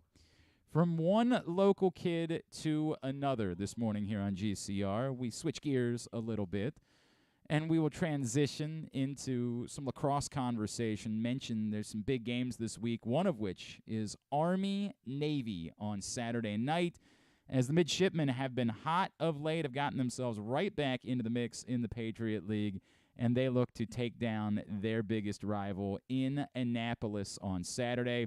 Our next guest is a Catonsville alum, a former Loyola Don, and he is having a very good season for Navy. He's Henry Tolker, and he's with us now here on GCR. Henry, it's Glenn in Baltimore. It's great to catch up, man. Thank you so much for taking a couple of minutes for us. Hey, how you doing, Mr. Glenn? Thank you for having me. Hey, man, it doesn't have to be – I appreciate it, and I know you're a respectful young man, but I actually get a little nervous because I'm about to be 40 when I start hearing Mr. Glenn. I don't love it. Hey, Henry, thank you for taking the time. All right, I want to take you back a couple of games. The BU game, that goal that you scored, there's no way you were trying to do that on purpose. There is no way that's the case. What was that? How did that happen? Yeah, definitely not planned. I remember looking up at the shot clock, and it was winding down. I'm not really sure how to describe it. I just saw the ball on the ground, picked it up, and I knew that, if I were to pull it out, there'd only be like 2 seconds on the shot clock. So I was like, why not? Let's see what happens. And then luckiest goal. All luck. Okay, but afterwards you obviously have to be like, oh yeah, dude, totally meant to do that. Like I knew, right? Like I knew that was going in the back of the net. Is that the coolest goal you've ever scored, or is there maybe one that if we go back to, you playing in the summer or playing at Loyola, there's something that maybe was even crazier than that somehow? Looking back, that might be I think that's the coolest goal against Boston. That's for sure number one. Dude, it was amazing. It was absolutely amazing. One of the coolest things I've ever seen. Henry, let me go back with you for a little bit. You're a kid growing up here, and you're playing at Loyola, obviously a significant program. Why did Navy end up being the right fit for you? Because obviously it's an opportunity to play extraordinarily high-level lacrosse, but it's a little bit different than where a lot of your teammates and your friends were going. Why was it right for you to end up at the Naval Academy? For me personally, at first when I got the call from Coach Ross, offensive coordinator at the time, I didn't think I wanted to attend Navy. But then after a couple of visits, I started to really think about how beautiful this place is and the opportunities that come from going to school here and the opportunities that could present itself in the future. For me, I guess it just came down to the opportunities that could present itself in the future, and then serving the military. I never really knew I wanted to do that until after a couple of visits and talking to a bunch of people about it. My cousin, Matt Hanchey, my second cousin, TJ Hanchey, he played lacrosse here for a little while. So I talked to him sometimes about it, and talked to my aunts and uncles who are TJ's aunt and uncle as well. It just turned out to be that this is what I want to do. This is what I want to do in my future, and I just thought it was the best fit. Look, man, it's a powerful thing to make that commitment, right? And did you have to change yourself at all as a person, or the discipline is the thing that jumps out? Like, there's no way. I look back at myself at 18. I'm like, I couldn't have possibly done it. Did you have to change yourself at all? Or were you always a disciplined type of person? Was it maybe not as much of a culture shock for you? I like to say that I am, but the truth is, high school, it was, the best example of that is COVID year and, doing online class. The online class, you'd always go to one of our teammates' house and, play basketball or, do whatever during class. So I wasn't, it was definitely a culture shock coming from high school. Always, attending class, in your pajamas and hanging out, and maybe playing Xbox during class and your camera's off on Zooms. But so it's definitely a culture shock. Plebe summer, it definitely blew my mind a little bit. But once you do that and then get through freshman year, it starts to become second nature and start to figure it out a little bit in the discipline aspect of it. It's cool, man. I appreciate your honesty about that, by the way. I really do. Of course. I appreciate that. Henry Tolker is with us here on GCR. Henry, you guys, a couple weeks ago, you had lost 6 straight. A couple had been by pretty lopsided numbers, and I know it was a disappointing, and you've been obviously a lot of injuries that you guys are dealing with. What changed? What clicked that a team that otherwise I think a lot of people would have left for dead suddenly was able to completely turn the season around and now be staring down a huge opportunity on Saturday night? Of course. I won't say it's not necessarily flipped. Coach Amplo always talks about, stay 200 feet in front of you. Worry about the next 200 feet. Don't worry about, what's a mile or 2 miles in front of you. So I think for us, during that 6-game losing streak, it was tough. But we just kept sticking to the process, buying into what the coaches are saying, buying into Coach Phipps' offense on the offensive side, buying into Coach Orson on the defensive side, and then just really being disciplined with, what we do and, just really come together as a team. We knew that, for Boston, for example, there was no one player that was going to take over that game. We got to work as a team to be a team that good. So I think we just stuck to the game plan, realized that we all have to come together and play as a team, and then just keep doing that for the weeks following. And, we found success doing that against Loyola. And, of course, we have to do that again this Saturday. No question about that, obviously. This is a really good Army team. But you guys went up there and beat Army a year ago in your first taste of the series. I guess take me through a couple things. One, what did it mean to you to play a year ago and play really well in your first Army-Navy game? And being a part of this as someone who grew up in this area, I'm sure you were aware of the series, the rivalry. How much has it meant to you to know that you're now authoring your own piece of Army-Navy history at this point? It means the world. Growing up, I was always – my dream school was North Carolina growing up. Really? It was. And, watching, Carolina play in these, big rivalry games, I always imagined myself, being a part of that. But then, visiting Navy and, of course, growing up, I attended Navy games. And then really my high school days coming down here for a couple Army-Navy games, it really opened my eyes to wow, this is so much bigger than what I could have imagined. With the support from the alumni love it. The Annapolis natives, it's a huge game. And just to be a part of something like that is, words can't describe that. And just being around my teammates and, the preparation for the week, you can tell that it's a big deal. And I'm just so fortunate to be a part of something like this. It's really cool, man. That's really powerful to hear you say it. When you guys saw the helmets this week, what was your reaction? So our Coach Amplo knew that there would be a lot of hype around the jerseys and the helmets. So he actually showed them to us a couple months ago. Oh, so did we didn't have to go through the whole. He did. So it was just the rest of us that saw the helmets this week. Yeah. You guys knew.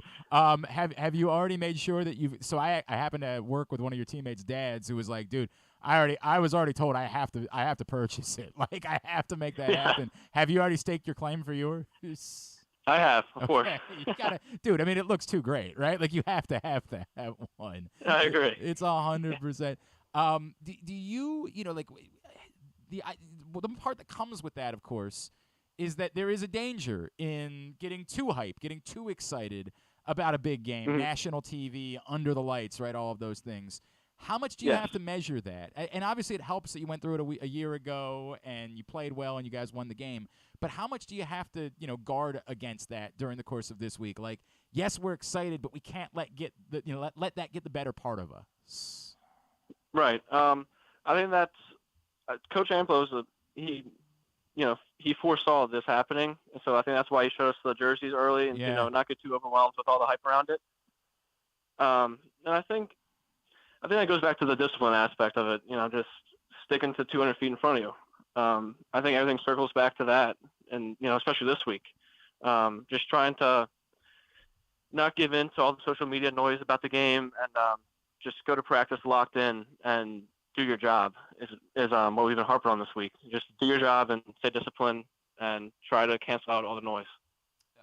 Just another minute or two here with Henry Tolker from Navy Lacrosse. Again, Army-Navy, Saturday night, 7 o'clock in Annapolis.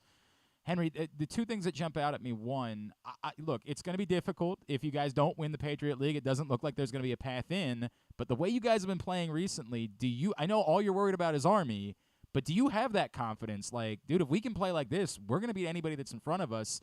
If we got to win out to do it, that's fine. We're capable of doing that. Of course. Again, Coach Amplo, made a great point about that a couple weeks ago. He said during that 6-game losing streak, he said, it might be tough right now, but if we keep stacking bricks and being disciplined, I wouldn't want to play us in May if I was another team. So I think, especially the past 4 weeks have helped with that, just really giving us some confidence moving forward. And I'm just excited to see what happens this weekend. And, if it goes our way, that's, a huge bonus for us. If it doesn't, we got to lock down against Bucknell and get back to being disciplined and, be good in Patriot League tournament. Man, look, I am not going to doubt you guys. Like, I know that much. I am not going to doubt you guys the way you've been playing, and obviously as well coached as you are. And now the important part, are you still on? Because I wandered over to your Twitter earlier today, and I know at least a couple months ago you were very much on the we got to make sure we get this figured out with Lamar Jackson boat. Are you still in the same boat? You haven't soured on that over the course of the last few months, right? On Lamar Jackson side? Of course. Okay. I've seen. I've been reading Twitter. I've been reading the reports. I'm glad we got Odell in. Yep. And looking at the stats, if we don't have Lamar, I don't know who's gonna play back there for us. So whenever somebody, I'm all in on Lamar. Whenever somebody says like I'm tired of it, just move on from it already. I'm like, yo, do you understand what you're saying? Like, I get it. Right. I'm tired of it too. It's exhausting, and I got to talk about it every day. But man, are you aware of what you're saying when you say move on from Lamar Jackson? Like, I agree. What are we talking about, dude? That's nuts. Hey, Henry, what? Oh, dude, he's Lamar Jackson. He's one of one. He does things other humans can't. Like, I saw the goal that you scored a couple weeks ago, so you can do some special things, but he can do some things that even you can't do. Like, right, of course. It's ungodly. Hey, Henry, what can we plug for you social media-wise? Where can Navy fans and lacrosse fans in this area be giving you a follow? Instagram. I believe my username is Henry_Tolker02. And then my Twitter is just htolker. Awesome, man. Give him a follow in those spots. Henry, it's really been great getting to watch you and the success that you have found at Navy. Go kick some ass on Saturday night.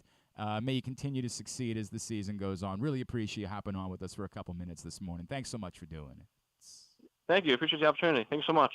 It's Henry Tolker from Navy Lacrosse, of course, Loyola Blakefield alum, and having a really nice season down at Navy. I retweeted that goal that he scored against BU a couple weeks ago, which was absolutely remarkable. Henry Tolker on the year, up to 22 goals, 23 points, having really had a great freshman year, has backed that up this season. Very cool to see. And again, Army-Navy, Saturday night, 7 o'clock in Annapolis. Busy 11 a.m. hour for us today. We got rid of if you guys survived Drew, I appreciate it. It was worth it because we actually had like real content for you in the second hour of the program. Prince Charles is still going to give us Fightin Words before the hour is over. Today's show is also brought to you by Birdland Sports. You want your own Homer hose. You want to play the home version of the Homer hose or the Homer version of the Homer Hose. You can get one right now at birdlandsports.com. Josh Soroka said to me, yes, what I always thought I would be doing when I was a young man, growing up and making funnels. Well, the demand is there. You can get your very own Homer Hose right now, $15. It's an 18-inch Homer Hose. It is completely legit from birdlandsports.com so that you can celebrate while the birds are hitting bombs like drinking water. Yeah, correct. Drinking water. Exactly right. From the hose like you did as a kid. Frazier hit one last night, so you could have been drinking from your own Homer Hose at that point. Birdlandsports.com is the website for you to get your order in. All right, so tell me what we're doing here. Are we calling them or are they calling us? They're calling us. Yes. So should we try to squeeze a break in, or do you want me to hang? Do you want me to go over a couple things? Now again, I'm trying to train you for what you're looking to do. Griffin's looking to become a big time radio guy. Like he's got his sight sets. I'm looking at Clint's chair right now. I got a dyslexic thing going on today is what's happening. But if you're going to be Mr. Producer Man, you've got to do the producing. So you've got to make the decision. Should I break now? I think we should go over a couple things, I guess. You don't think we should take a break? I guess we can take a break. Okay. Yeah. We're going to grab a break, and then we're going to be joined by Heston Kjerstad after that. Yes. That's the plan. Glenn Clark Radio. Hartford Community College in Bel Air, Maryland, along with the National Junior College Athletic Association's Region 20, will host the 2023 NJCAA Men's Lacrosse National Championship May 13th and 14th at Hartford Sports Complex, 401 Thomas Run Road in Bel Air. Semifinals are on Saturday, May 13th. The National Championship is Sunday, May 14th. Catch the action for $10 each day. Tickets will be available in advance or at the gate on game day. Qualifying teams will be announced. What air conditioning company can save 50% of your energy cost and qualify you for up to $7,500 in rebates? A.J. Michaels. We do more, we do it better for less. In Baltimore and Annapolis, ajmichaels.com. The latest edition of Press Box is available now. On the cover, Luke Jackson looks at the pipeline of talent still to come for the Orioles, diving in on last year's #1 pick Jackson Holiday and other top prospects like Colton Cowser, Heston Kjerstad, Kobe Mayo, and more. Also inside, Todd Karpovich profiles Orioles pitcher Kyle Gibson, and Bo Smolka breaks down what progress would mean for the team's 2022 draft picks in their second pro season. Press Box is available for free at over 500 area locations, including 60 Royal Farm stores, and you can always find the entire edition as well as the best daily coverage of the Orioles, Ravens, and Terps at PressBoxOnline.com. That first sip, that first bite. Start your day off right with a delicious breakfast at Royal Farms. Choose from a fantastic selection of fresh Royal Farms breakfast sandwiches and top it off with a rich hot cup of the freshest coffee in the world. At Royal Farms, breakfast is available day and night. It's the freshest breakfast in the world. Real fresh, real fast. Royal Farms.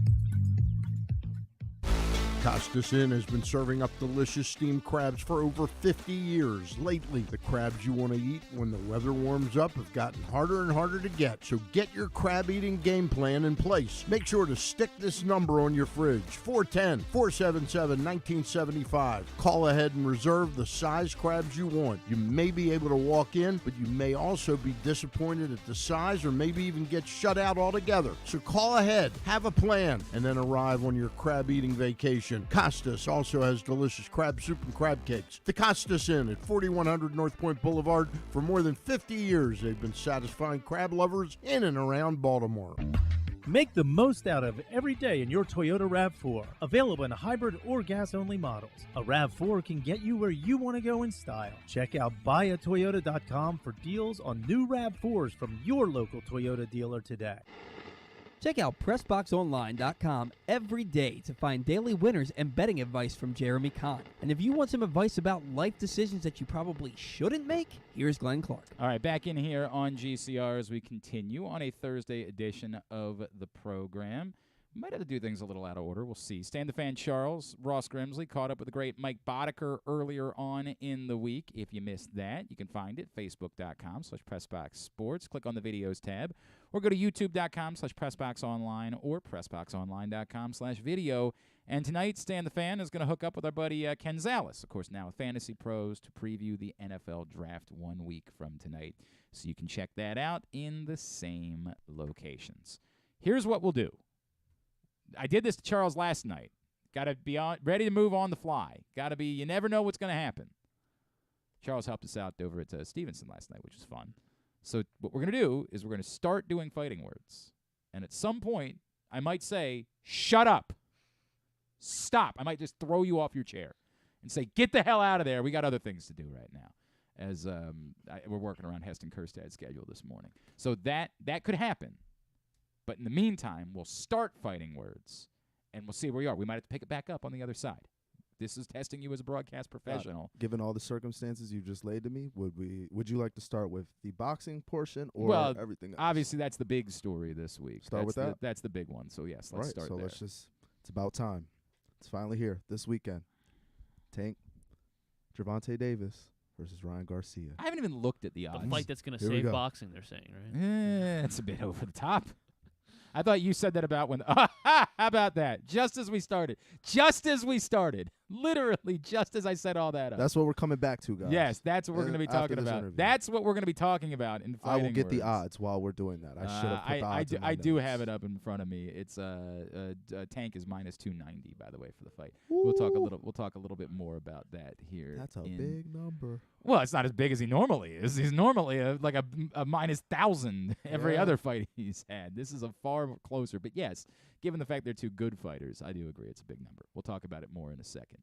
Right now, always a pleasure as we make our weekly trip down to Bowie to chat with a member of the Baysox. This guy might not be a Baysox much longer, as he is, boy, it's great to have him back. He had an incredible fall, and he followed it up with a great spring.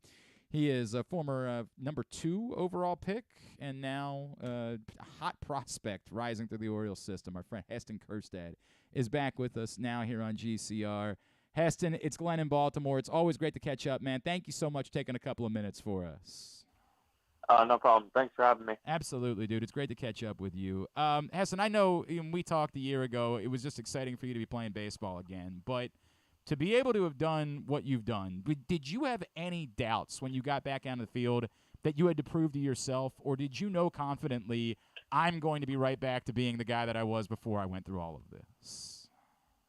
I didn't have many doubts, honestly. I kept my confidence high and, kept my expectations up there too, because I knew what I was capable of, and, luckily in a spot where I think I've proved a lot to myself, but also still have more things to prove going forward for sure.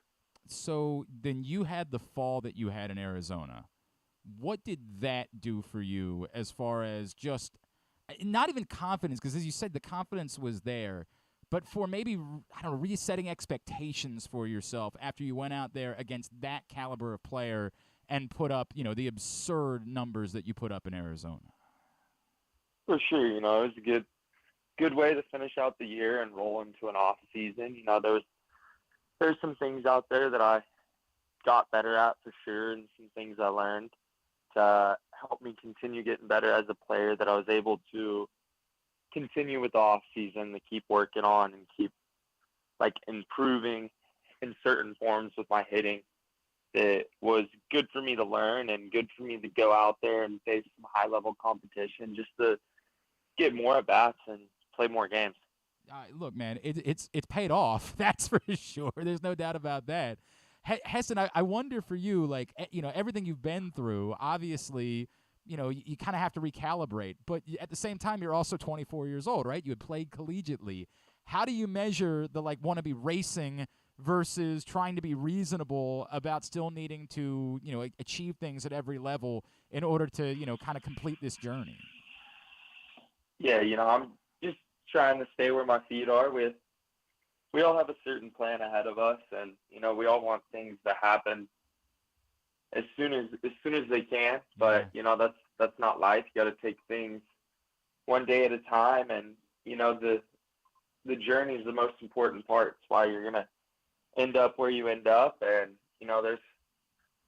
there's a lot of improving and a lot of things that you need to learn along your journey to accomplish the goals that you have in front of you. He is Heston Kjerstad. He is with us here on GCR. Of course, the Bowie Baysox get back home next week, starting on Tuesday when they host Richmond throughout the week, with lots of great events coming up next week, including Sip and Paint, Woof Wednesday, where you can bring your dog to the ballpark, Military Appreciation Day, so much going on. You can find out more at baysox.com right now. Heston, to follow up the fall that you had, to go to Major League Camp, and, I know it wasn't every day against legitimate Major League pitching, but to face that caliber of competition, how much did you learn from that experience, and did that maybe reset your, expectations of how far away? Did you feel like after that point, oh, okay, I know I could be here really soon? For sure. It was good just getting an invite to big league camp, and there's a lot I learned just from being around the big league players, and also being able to go up some of the big league pitching and just seeing all the big league players every day and getting those at bats and stuff like that. It really brings it a little bit more into perspective, where it's like, okay, you can handle this. This isn't anything you haven't saw before. They're definitely better, more consistent, better pitches, everything like that. But it's still baseball, he's still 60 feet away from you, and you still gotta sell out to your approach and take good at bats and just play the game. I don't think I've ever just asked you this question before. What's the furthest you've ever hit a baseball in your life? Shoot, I'm not really sure. Okay. Yeah, it's hard to measure. There's some balls I've hit where it's like we didn't have TrackMan or any of the data, but I don't really know. For me, as long as it goes over the fence. Right, you don't really care. I get that. Yeah. I was talking about this with Kobe last week. I like the feeling of when you made that type of swing, right? Because he's that type of hitter too, and we see that 100%. from you when you make that type of contact. Can you describe what that's like to those of us normies that will never be able to understand what that feeling's like when you have that type of swing and you hear it off the bat and you just know? What's that feeling like? Man, that's the starters. It's the best. It's the best feeling for people that haven't experienced it. I wish they could, but for me, mostly it's more of like once you see the pitch and you start your swing, you kind of know where your timing's going to line up with the pitch. So Okay. like at that moment, right before you make contact, you kind of know, you're like, okay, like that's good timing. That's a good plane to the pitch. And then as soon as you like hear it and just see it a little bit off the bat, you're like, okay, yeah, like that one's getting out. But you never feel it off the bat. Those ones that you get that just absolutely get out of the park and go a long ways, you never feel them. You just see them and hear them. That's about it. Does it ever work the opposite way where like before it's even happened, oh, I got completely fooled on this one. This is about to be really embarrassing. Like I'm going to miss this one badly. Every once in a while you take a swing on a pitch that's a really good pitch, or maybe a curveball or slider that ends up in the dirt that you didn't think was going to break or didn't think it was going to break that much, and you start your swing and you wish you wouldn't have swung at that pitch, but that's part of the game. And you got to get back in there and keep competing. No, I get it. And by the way, your contact and your rate has been so good that there's been very few of those. As Heston Kjerstad is with us here on GCR. Heston, what were the priorities for you? When you knew it was going to be, AA to start the season, what were, other than just consistency, what were the priorities for you to say, hey, here's what I want to accomplish before, I'm sure it's going to be Norfolk first, but we know it's not that far away for you. Like, what was it that you want to accomplish between now and when you get that call to the bigs? For sure. Honestly, for me, it's just showing up every day and getting as good as I can and learning as much as I can. Just every day I have an opportunity to be at the field and get at bats and everything, just taking those opportunities and, compounding them day after day, learning and using those opportunities to develop my skill set to be as good of a baseball player as I can for, when I do get that opportunity going forward. Does it in a way mean more to you now? Like I know that's it's maybe trite, like, but given what you've been through, do you have a greater appreciation every day that you get to play baseball than you even maybe did before? Oh, for sure. I got sidelined there for a little bit, so I definitely know what it's like to be away from the game, and it wasn't fun at all. I didn't enjoy it, so I probably have definitely way more enjoyment for playing every day and showing up to the park than you did before that, because before that you never go through it, you just show up and it's all you've ever known, so gives you a little different perspective for sure. The way that things have changed for this organization just in the short time from when you were drafted, right? And, like, I know that you probably already started to see it coming when you were drafted. Like, you looked around like, hey, there's something happening here. But to have seen it come to fruition at the big league level and knowing, I bring up Kobe, he's still there with you. There are still more guys even behind you that are coming. Does it add to the excitement of what you're doing? Like, dude, this is real. I might not be that far away from competing, not just in the bigs, but for a World Series at some point soon. Oh, for sure. That's like, I think that's a thing I look forward to in the future, is not only making it to the big leagues, but making it to the big leagues and being able to play for a team that's super competitive every year, like the Orioles should be in the upcoming years. Because, it's fun playing baseball, but it's a lot more fun when you go out there and you're winning all the time and competing for championships and everything like that. Yeah, that doesn't suck. Like, that's not. No, it's way more enjoyable. That's for sure. All right, what off days? What do they look like for you at this point? Like, when you get a Monday and you're not playing baseball, what are you doing with your time? I'm normally sleeping in. That's for sure. Sleeping in, and then whenever I get up, I probably got some laundry I need to do and some housekeeping things to keep up with. It's like the most boring off day I've ever heard of in my life. Yeah, I'm a pretty boring guy. I don't do too much. I may go hang out with some of the guys. We may try to go somewhere, whether it's whatever city we're in for the off day, or maybe if we're at home, we try to go adventure out and do something we haven't done. But nothing too crazy. May catch a movie or just kind of hang out. Try to relax and recharge, so that way I'm ready to go for the next week. I respect that. What's the last movie you saw? I went and saw Air. Okay. Nike movie. I have not seen it yet, and everyone has raved to me about it. Like, I have legitimately had people tell me they believe it could be an Oscar contender next year. Is it that good? It's a really good movie. I don't know anything on the Oscars or what it takes for that, but it's worth watching for sure. Okay, all right. It's absolutely something I'm gonna have to spend some time with. I finally just watched. Oh God, have you watched Cocaine Bear yet? By the way. Dude, it's on Peacock now. Whatever you do, spend some time with Cocaine Bear. It is as much fun as you're going to have watching a film. Like, you are going to be this smile on your face will last for multiple hours after you have watched Cocaine Bear. I promise you on that. I'll have to check it out. Trust me on that one.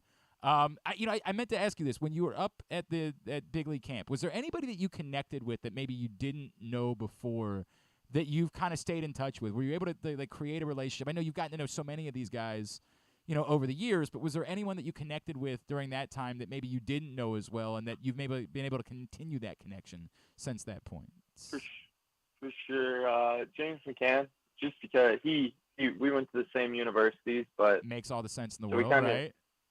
Yeah, we knew some of the same people, but we didn't know each other, so we kind of, gelled over that a little bit. But then eventually, he kind of, he always gave me a little advice here and there. He's, I think he's on like his 9th, maybe 10th year in the show. Yeah.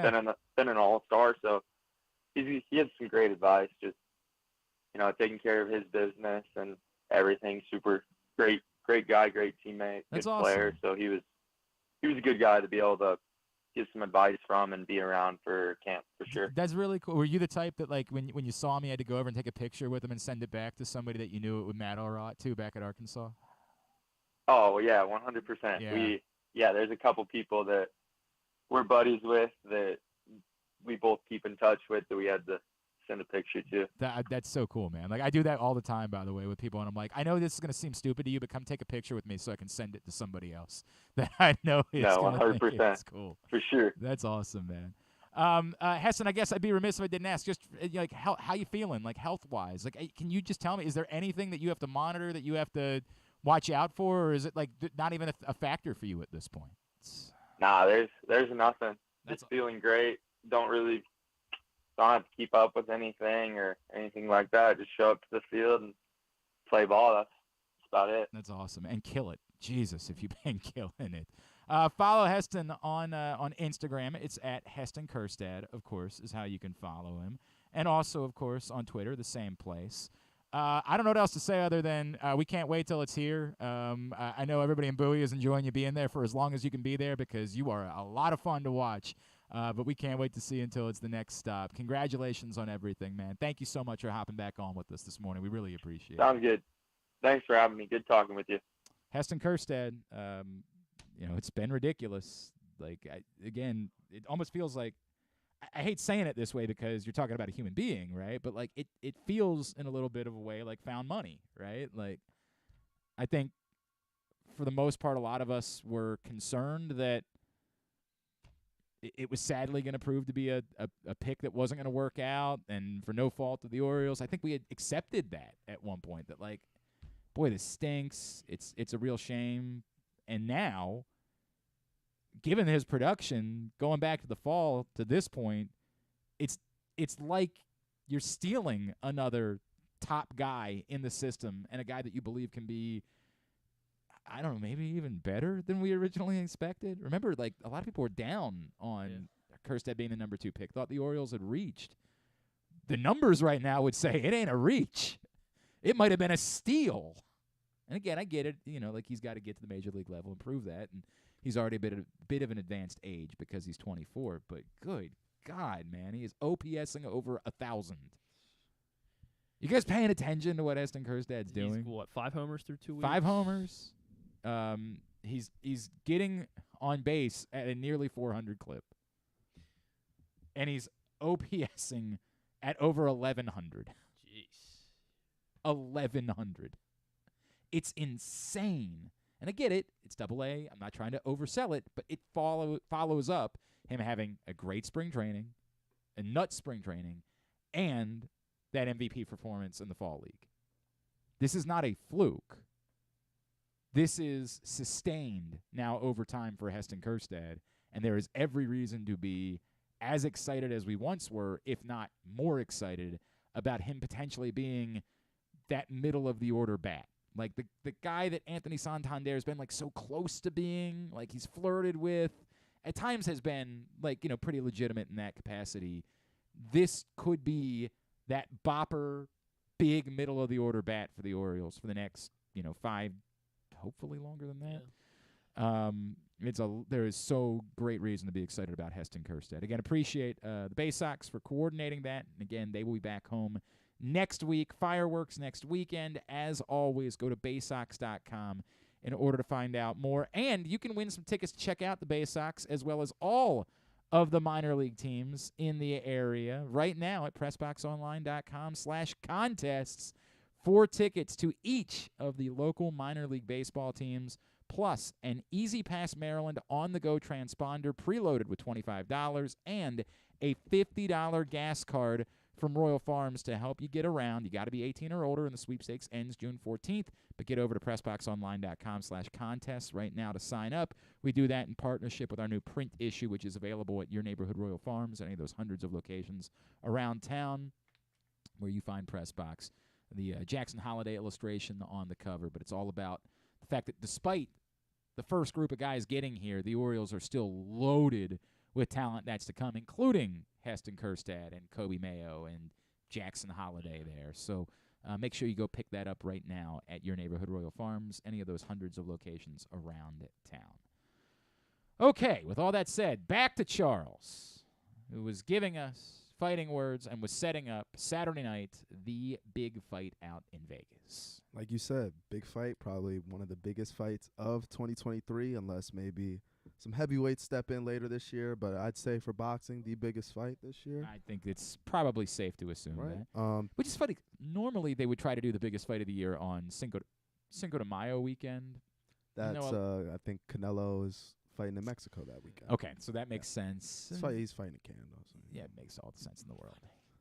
I mean, it's fine. Whatever. It's a Canelo fight on Cinco de Mayo weekend. That's what they want to do. I get it.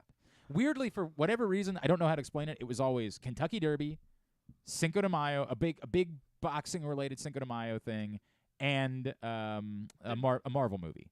Could always be counted on the first weekend of May. And we're getting, of course, Kentucky Derby, Guardians of the Galaxy, and a Canelo fight. So you can always count on those things for that first weekend of May. That's the way that it works. Wasn't there a Pacquiao-Mayweather fight after the Preakness one, like on Preakness Day? I could have sworn Pacquiao-Mayweather was that weekend. Oh, was that weekend? Maybe no. I was in. I was in Vegas Day. for Mayweather De La Hoya, which was definitely Cinco de Mayo week, or the first weekend of May for sure. I don't know if. I don't remember Pacquiao-Mayweather. I remember I watched that fight over at Stan the Fan Charles's house. I do remember that. Sounds like a good place to watch a fight. It was fun. We had a good group. Had a good group together to watch that fight. We had a fun time. I'm trying to remember who was over there. Maybe Marty Bass might have been. Like he had a good group of folks that had gotten together to watch that fight that night, but I don't remember exactly who it was. Anyway, I'm sorry. I've gotten this off just track. like Mayweather and De La Hoya, the scene will be taking place in T-Mobile Arena By the way, in Las Vegas. I want to give you just about how big this fight is. Oh, man. I don't want to say it out loud. I was asked to help someone get into the fight. The Mayweather. No, to this fight this on week. Saturday night. Okay. I was asked to ask a legitimate major sports superstar get into the fight, and I was told, dude, we can't help. Like, there's nothing we can do for, I don't want to show it on camera, that person, a legitimate star. Wow. That dude runs that legitimate star. I know. Or at least they can't get him in football there. Stadium Here, you can come over here. I don't know if it's going to mean anything to you, Colson. Like, it's not. They're not local. Man. That's a legitimate major star. That he's out of Vegas now. Don't give it away, Charles. He'll probably be at the Apex that night, I would think. That's probably where he's been at a UFC He's fight been night. at a UFC. I was asked to help out, and I ran it by a couple of different camps, and SOL. Nothing we can do at this point. Big hint, an Oakland A's player. Thank you. Very, very good trying to Well, save that's it. fair. There's not a play. No one can name an Oakland A's player.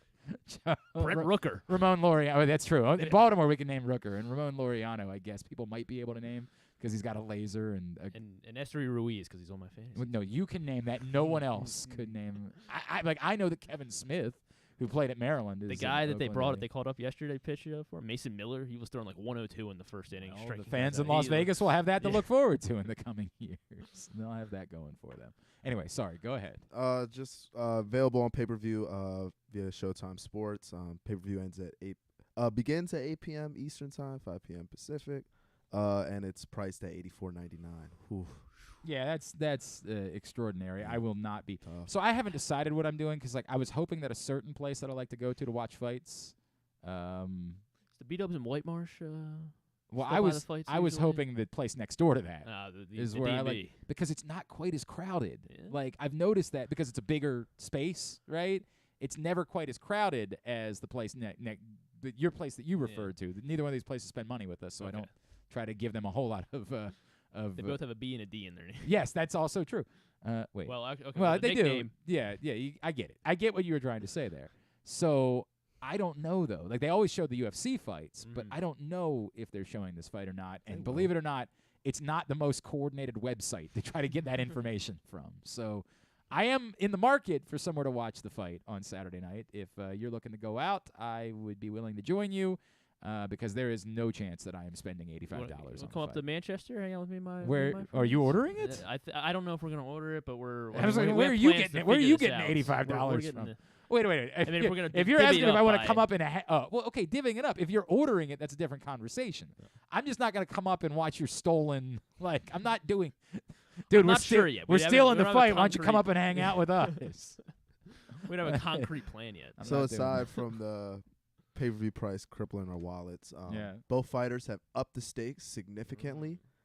This has happened via the most my generational way possible. IG Live. Yeah, IG Live on a man by the name of Kai Cenat's live stream. He is a large Twitch streamer in my generation and younger generations. He's actually been banned on Twitch and other platforms for just doing wild, outlandish things. He had Gervonta on his live stream, and they kind of requested Ryan Garcia to join, and they kind of went back and forth and up the stakes. So when you say up the stakes, like Griffin what is that? is going to go ahead and play the video. Oh, okay, got it. Cool. Got you. Ready? Yo, you want to bet? Yeah, let's do it. I'm down. The whole let's purse. do it. The whole purse. You hear that? That's a bet. Yes, let's bet. You hear me on the live? Let's bet. So everything for sure. that you. So you I know. Let's go. Let's make a contract. Let's sign it, both of us. Let's do it. Okay, and if you if don't, you really want it, call him up. Call him up. We can pay. We can pay.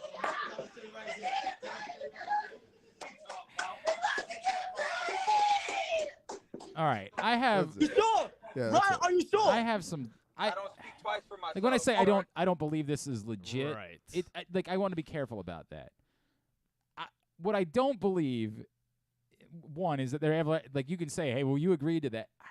If there's something behind it, it's jive. It's that, whether it's Mayweather or whoever it is, got involved and said, we know there's X amount more dollars coming into this fight than we expected, so you can say that you're betting the whole and then just to build a little more promo. Yes, correct. Like nobody is actually going to not make money off of this fight. That's not going to be a thing that occurs here. Tank will say something after he wins. Yeah, he's such a good guy. I'll give him his.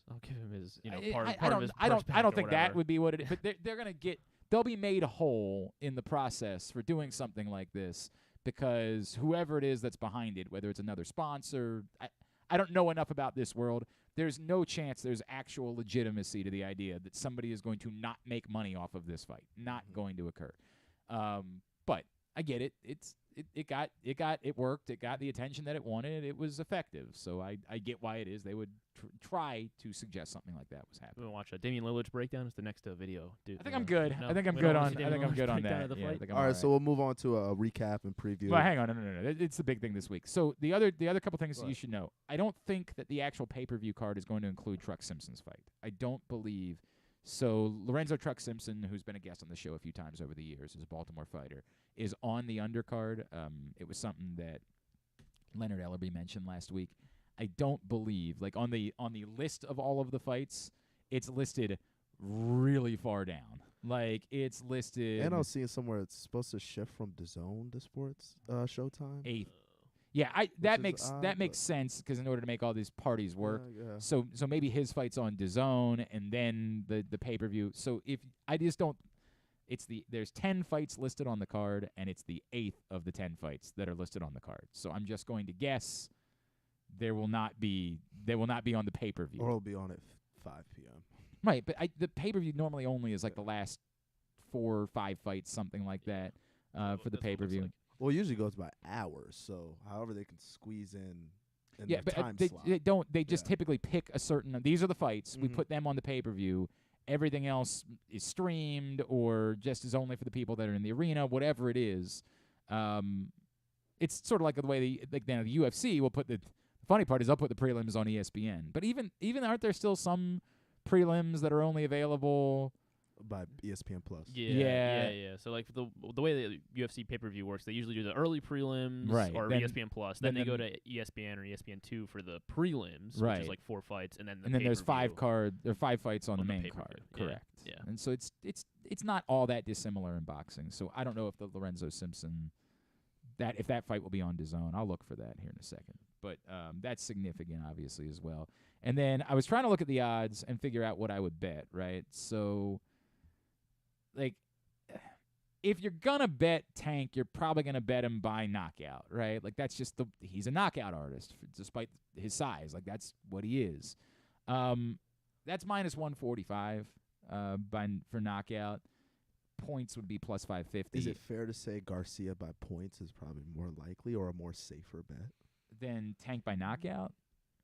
Just because I think he's playing him into the game of lure him out, get him riled up, and then fight night, stick and move and jab. Well, I mean, win by points. Well, I just don't know that I believe that Garcia is going to do that, right?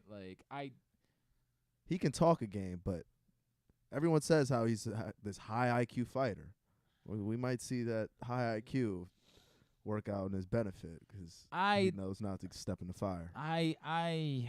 The argument is that if this would be the first time for Gervonta Davis, and it's interesting, right? Because in recent years we had seen some deeper fights for Gervonta Davis than we had earlier on in his career, right? The last fight was 8 rounds.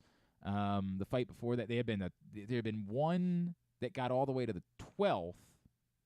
Right, but there still hasn't been. I mean, the fight to go the distance is to not go the distance is, or sorry, to go the distance is minus 410. So like the odds are very. They expect it. They don't expect this fight to go. Wait, say that one more time. They don't expect the fight. The fight to go the distance is minus 410. Is to not go the distance. To not go the distance. Yeah, yes, correct. Yes. To be finished. Yeah, but that's because again, right. So the overwhelming favorite is that Gervonta Davis by knockout is minus 145. So I'm just trying to say, like, you need a lot of things to work with you for Garcia to end up getting a decision. Well, I think it's fair to say if Garcia is going to win, that you think his best route to victory is by getting it to points, right? If he's going to win, I think that's the way I wanted to present the question. What's more likely, Gervonta's best way to win or Ryan's best way to win? Oh, Gervonta's best way to win by far. By far, it's that. But I guess if you think that you say, hey, look, I can get Garcia by points at plus 650, and if there's any chance for him to win, it's going to be by points. So you could sprinkle there. I don't know. I don't know either. And I do think that Gervonta has shown a more of a willingness to go deeper into fights. And more of that kind of Floyd mentality of just go win the fight, right? Like, don't give a rat's ass. And this is the most important fight that he's ever had to win. So it's totally possible that his camp has sort of said, don't go in there just looking for a knockout. Fight. Fight for a little while. If it presents itself, go for it, but fight. And if we got to go the distance, we'll go the distance if that's what's necessary. So we'll see. It's interesting. Okay, I think we covered all that. What else? Quickly. Yeah, so just a quick recap of Kansas City this past weekend. Main event, Max Holloway did what he does, just outclassed another young guy. Arnold Allen, he won most of the cards, 4-1 or 3-2. There were 2 great knee knockouts this past weekend.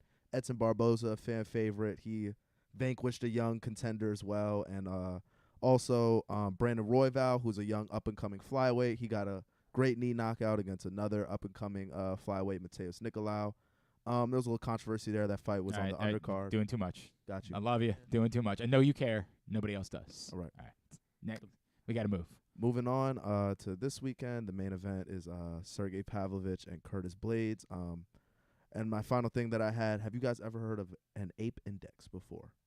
Ape index. I certainly have not. The ape index measures your arm span and reach relative to your height. Okay. That's all I'll leave. And the John Jones is number 2 in the ape index. Sounds about right. Number 1 would be Sergey Pavlovich. Yeah. Okay. It basically is metrics and statistics of like what man is the most ape-like, and Sergey Pavlovich is the winner.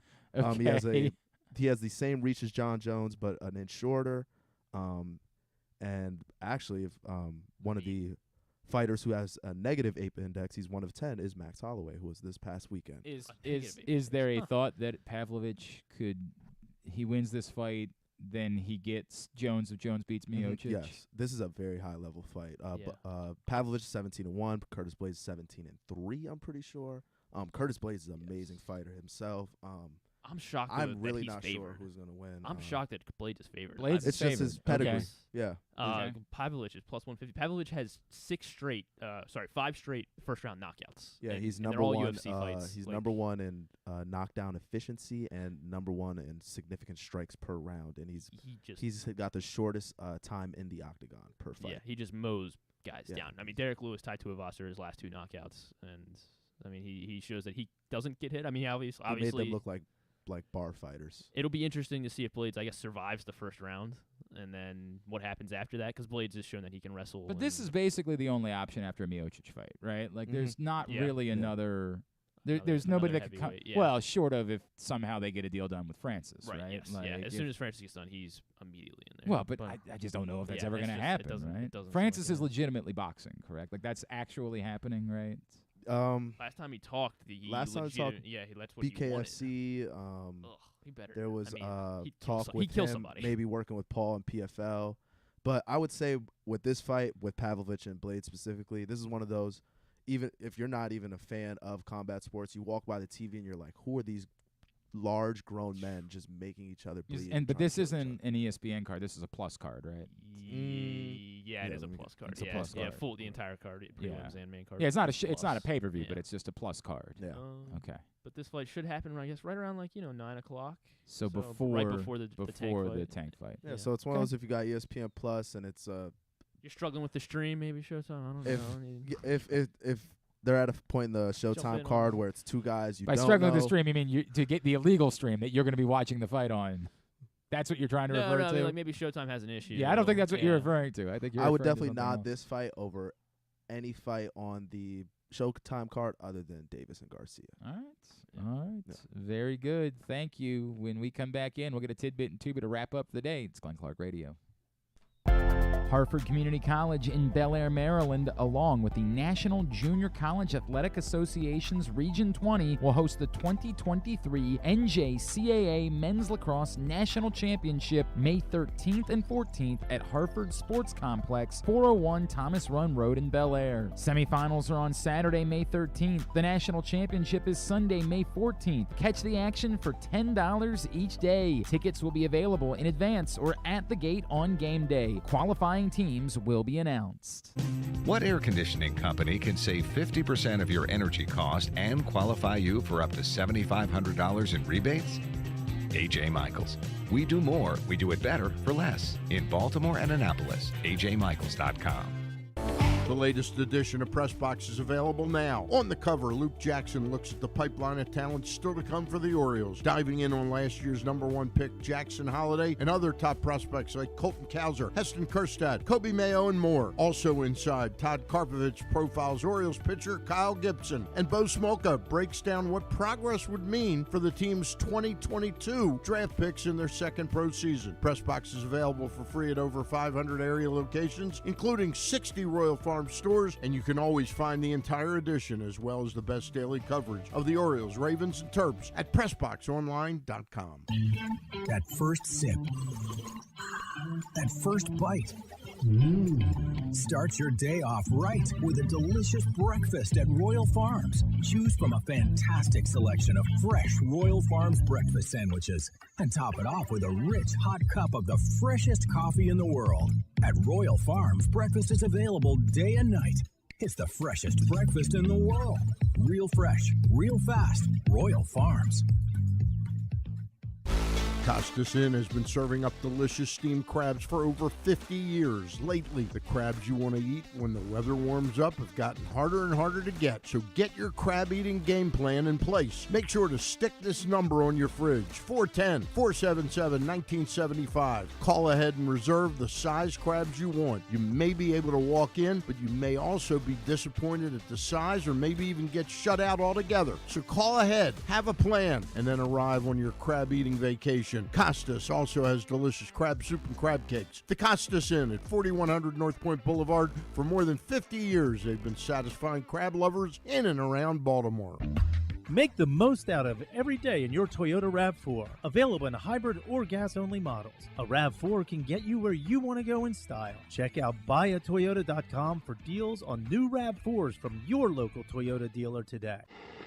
Check out PressBoxOnline.com every day to find daily winners and betting advice from Jeremy Kahn. And if you want some advice about life decisions that you probably shouldn't make, here's Glenn Clark. All right, winding down for a Thursday edition of the program. Again, appreciate Heston Kjerstad for hopping on with us. Enjoyed that conversation. Had a fun little second hour of the program today. It's been really, really pleasant. Now, as we wind down, we need to get a tidbit. Tidbit is brought to you by your local Toyota dealer, buyatoyota.com. The Toyota Tacoma comes in a range of models and trim lines, so you can choose the perfect Tacoma to reflect your unique personality and driving habits. Check out buyatoyota.com for deals on new Tacomas from your local Toyota dealer today. All right. Let's see. So the Bucks won last night without Giannis. They scored 138 points. That is the most points in a game by a team without their leading scorer from the regular season in a postseason game ever. That is 38 without Giannis. I didn't watch any of that game. Right. Like I watched the Orioles and I had a lacrosse game last night, so I didn't watch any of that game. I when I saw that, I was like, whoa, that's kind of wild. But I just don't know what happened in the game. I don't know anything about. I can't speak to it. I guess we never really talked about the Orioles. Jorge Mateo, I guess we'll see. We'll have to see. Yeah, it's concerning that he leaves. Of course, ironic that then Frazier ends up hitting a home run afterwards, right? Like just kind of weird how that works. And Kyle Bradish looked great. But the story to me, it's so funny because I do the silly man of the match thing afterwards. Mm-hmm. Like the story for me, as much as like Bradish's start was the story, Cano coming in, 1 out, 2 runners on. It's ridiculous what Cano appears to be. Now, again, it's very early, and who knows how this works out. But remember, we were all a little bit iffy about the trades last summer. We were a little bit like this is what we're doing. And again, it required then Mike Elias because he shoved his foot in his mouth. So then he had to go shove his foot in his mouth even more significantly by talking about liftoff afterwards. It was just a really bad stretch for the Orioles publicly. But if the facts of what comes out of it are, look, we think that Jorge Lopez was fool's gold, and in the process, we found Cano, who is proving to be very helpful. Great 8th inning guy. And that's only the first thing that you found. Certainly goes a long way to sort of justifying the decisions that were made. I mean, it really is kind of nuts. Jokic continues to prove that he is, in fact, a unicorn. He is the first player in NBA history to ever average 25 points, 10 rebounds, and 5 assists through his first 50 career playoff games after playing his 50th career playoff game last night. 25, 10, and 5. I mean, no one's ever done that through their first 50. But what do you make of it? Yeah. It's so funny because he doesn't. We were talking to Monica McNutt from ESPN on the radio show the other day, and they were talking about MVP. And look, Joel Embiid's going to be the MVP, right? But she said, look, before, because she ran off to do she did the women's tournament this year for ESPN, so she wasn't doing quite as much NBA down the stretch. She said, when I left to do the women's tournament, it was going to be Jokic, but then inside basketball circles, there was a lot of conversation about, what does it mean for the history of basketball to have a 3-time MVP that likely will never have won a championship? Like, are we missing something here? Are we screwing something up by being obsessed with certain numbers or what we've defined as value and forgetting that that's not really what it was an interesting thought process. It was just an interesting conversation to be had about, hey, like we all see what's happening. We all see the numbers are ridiculous. They're absurd. And to your point, he's a unicorn. I mean, we've never seen anything like it. But yet, does anybody believe the Nuggets are winning? I mean, we can say in a year where where it's wide open, where there are no favorites, where anybody could win, none of us think the Nuggets are winning. Right. None of us believe it. Now, they could change that, of course. He's still, how old is Jokic? He's still young. And also, it kind of doesn't matter because nobody believes that Jokic is going to win MVP now. We all know it's going to be Embiid. So speaking of 25 and 10 guys, LeBron did, despite the Lakers losing, he did have 25 points and 10 rebounds. His 88th career playoff game with 25 and 10. Yeah, don't tell Dylan Brooks. Yeah. Don't tell Dylan Brooks that he's now tied for the most playoff games all time with 88 of 25 and 10. By the way, don't look now. Jorge Lopez is actually. I just wanted to check on that because I was like, maybe Jorge Lopez is actually off to an outstanding start. He is. He's off to he is not allowed a They're gonna have to go back to him as their primary closer. They were trying to do sort of a committee with Jahan. He allowed one unearned run. He has not allowed an earned run in 8 appearances this season. Attaboy. So I mean, he should be the closer. I don't know why they keep. They like Duran. I don't. You care about that. I do not. I don't care who closes for the Minnesota Twins. But it doesn't appear to be fool's gold. Charles might care. I don't. Don't care who they have. But it does not appear to be fool's gold. which is sort of what I was talking about with that trade. Like, it does look like they've got something that Jorge Lopez is off. I did not realize what an excellent start he was off to this season. There are 8 other guys who have 40 or more games of 25 and 10 in the playoffs. Can you name the guy that LeBron is tied with for the most all time, and then try to round out this top 9? 25 and 10. LeBron and 8 other guys. Yes. Tim Duncan. Tim Duncan is on this list. He has 61 games of 25 and 10 in the playoffs. Who's just played an excess Shaq. amount of games? Shaq is who LeBron tied last night. 88 games of 25 and 10. So LeBron will set the record after his next 25 and 10. Akeem Olajuwon. Akeem Olajuwon is a correct guess. 62, one ahead Karl of Tim. Malone. Karl Malone, also on this list, 75. 25 Right ahead of Olajuwon. points. Yeah, 25 and 10. So, obviously it Dirk takes off. Nowitzki. Dirk I don't think is the on rebounds. this list. Is he? Yes, Really? Yes. Wow. 44 Who was games. going to be rebounding for them? I understand, but like he 7th on the list. he wasn't a They had Tyson consistent. Chandler for like well, a year Tyson and a half. Chandler was unbelievable when he was there. Stealing rebounds from. Yeah, it's opportunity questions that I have now for some of these guys.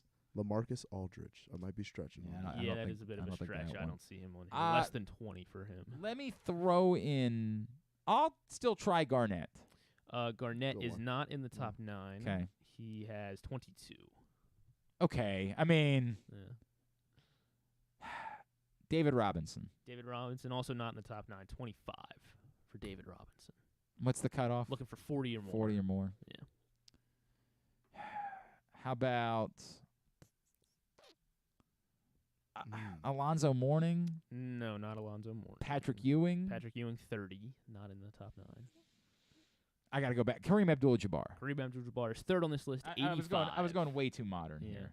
85, there's one more older player and then a player from the 90s. Bill Russell. Not Bill Russell. That's a little surprising. It is. It is surprising. He always Bill finds a way Russell. to make it in. Will- Alex English. No. not really. Not really his game. Yeah, not Alex English. Yeah. Wilt Chamberlain. Wilt Chamberlain Yeah. is 8th on the list, 42 such games for Wilt. Oscar Robertson. Not Oscar Robertson. Did put up a lot of triple doubles. There's no doubt about that. One more modern player, you said. He's from the 90s. From the 90s.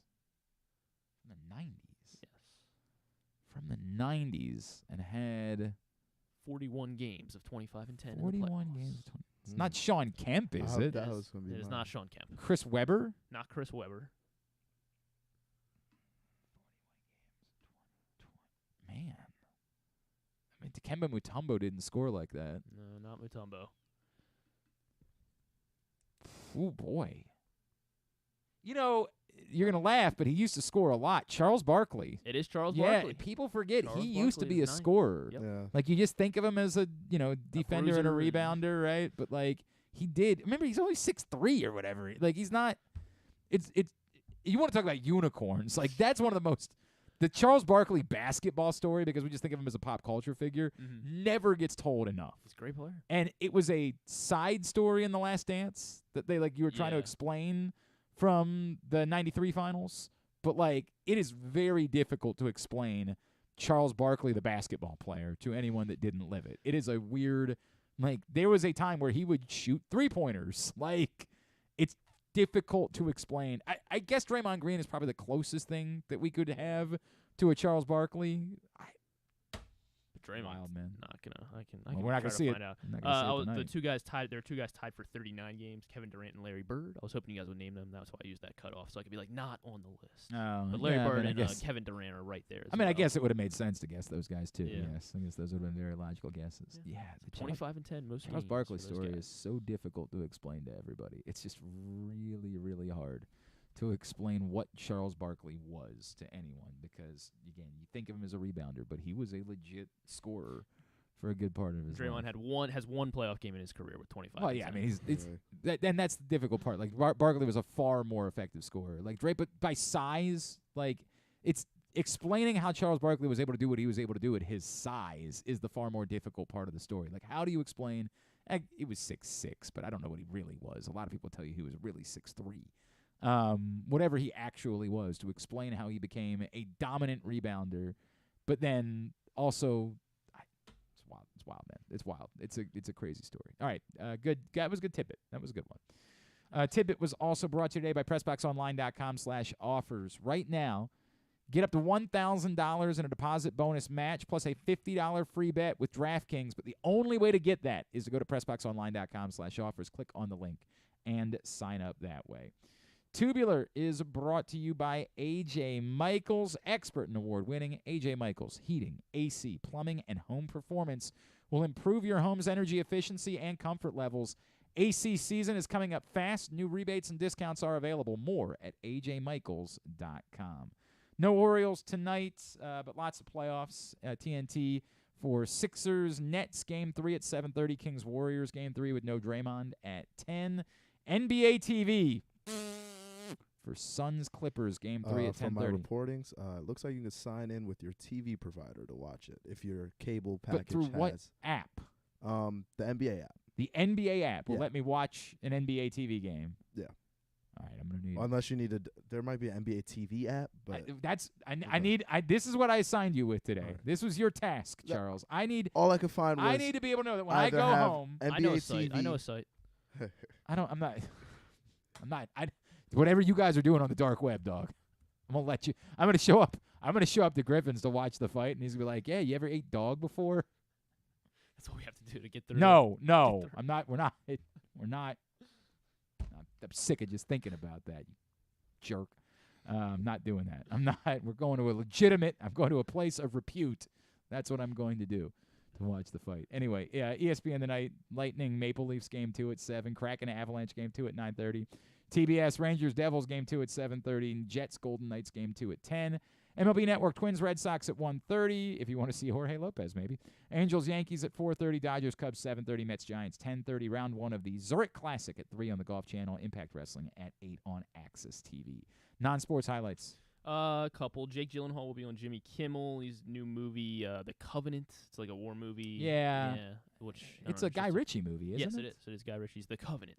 And so he gets his life saved by some Afghani interpreter, and then he goes back. Yeah, I've seen it. Guy. It looks like a good war movie, yeah, it looks right? like a Gyllenhaal movie. Yeah, it does. And he looks very handsome. He looks outstanding in it. Lisa Kudrow is going to be on James Corden. Rachel Wise will be on Stephen. Promoting a new season of Friends? What is Lisa Kudrow doing? The Comeback, some show? I don't know. I've never heard of it. But The Comeback Season 2. Oh, that sounds depressing, actually. That's what Lisa Kudrow is promoting. No. The Diplomat, new show on Netflix. It's like Carrie Russell is the diplomat, and it's like a politics show on Netflix. I'm not really. I mean, I guess it should be good. Like, it's Netflix, but some sort of politics show there. Miss Davis, new show on people Peacock. are saying that maybe The Comeback is actually a pretty good show. Okay, good. All right, I don't know. Check out Lisa I Kudrow. don't know. Miss Davis on Peacock, Betty Gilpin. She's a nun who has to find the Holy Grail, but is also like resisting artificial intelligence with an underground rebellion of like people. The trailer was super confusing, but I think that was probably kind of the point. I'm not really sure what to expect with this show. It's called Miss Davis on Peacock. So maybe the last Peacock show I liked, Poker Face. So might have to give it a Brian chance. Powell, you just sent me a link to sign up for League Pass. Yeah, How you much can. I'm not going to sign up for 15. I don't want to pay $15 to watch the game sign tonight. Into your NBA your cable provider on NBA app and download that. Or if you have Prime Video, they have NBA TV on Prime Video. Oh, now we're talking. Prove it to me. Pull it up right now. Prove it to me. That's via Amazon. I don't want to pay $15, Brian Powell. Why would I want to do that? The series One finale, basketball game. Series finale of Star Trek Picard on Paramount Plus. And then a new show on HBO Max, which I guess is going to be Max in 2 weeks. Just Max. Yes. So stupid. High Science, new show. You understand I think one of the press releases or one of the quotes that was given about why they're changing the name is they were like, we want to make sure that, it's not just HBO shows you can get here. You can get anything. And somebody was like, Max. right, because it's a way of saying we don't just have good shows. We also have complete shit. Like, that's what you're advertising by saying that. They've got good stuff. I like all the, they got a lot of the DC animated shows, like the original Batman series. Pretty good. Sure, whatever. I don't. So High Science, it's drunk history, but with science, and they're high instead of drunk. Okay, sure. You've missed the most important thing today. What is the most? Quasi from the Broken Lizard crew. From I thought you were going the to say people- BattleBots. No, the people that gave it. Well, we like. We do like Chris Rose a lot. He's a good dude. He loves us for whatever reason. He did say he wanted to do a longer form. We should do that with him. I like Chris Rose. I don't know how we track him down. We got to find out how to get in touch with Chris Rose because we always get him on through the BattleBots people. Maybe and when he Battle Box likes is coming over. on with us, which is wild, right? Like, 'cause I don't think, maybe I've met Chris Rose. I don't know. He remembers you and you don't remember him. Okay, all right, so that's legit. Subscribe. Hang on a second. What does Game. subscribe and watch mean? You can start a 7 days free 7-day trial. free trial. I'm okay with. Okay, Watch. I'll sign up for a free trial if I can cancel it immediately. We're I gonna would sign up assume for you a free can. trial, and then we're gonna cancel it as soon as we sign up. Maybe you and we should get wait 7 days in case they throw it on NBA TV again. because if you cancel, you still get your 7 days. Oh, okay. Okay. That's the way all these free trials work. They still give you the 7 days. So you sign up, you cancel Okay. to make sure you don't forget to cancel They'll be later. like, oh, well, we'll give it to you for the next 6 days. I'm gonna see Okay. if you can download NBA app. All right, yeah. Find out if I don't have to. If I don't have to do that, it's better. One basketball game. You want me to pay money to watch one I have so many subscriptions. I have 1 billion subscriptions. Don't have enough, and cable. You don't have enough, apparently. God, you want me to sign up for something else to watch a basketball game tonight? And you got to buy that pay-per-view. Correct. $85. Or I can go over to Griffin's house and they can say, "Hey, we do this fun thing where we all light our nipples on fire before we watch." Free fight. A lot of Come on. questions about things you do over there.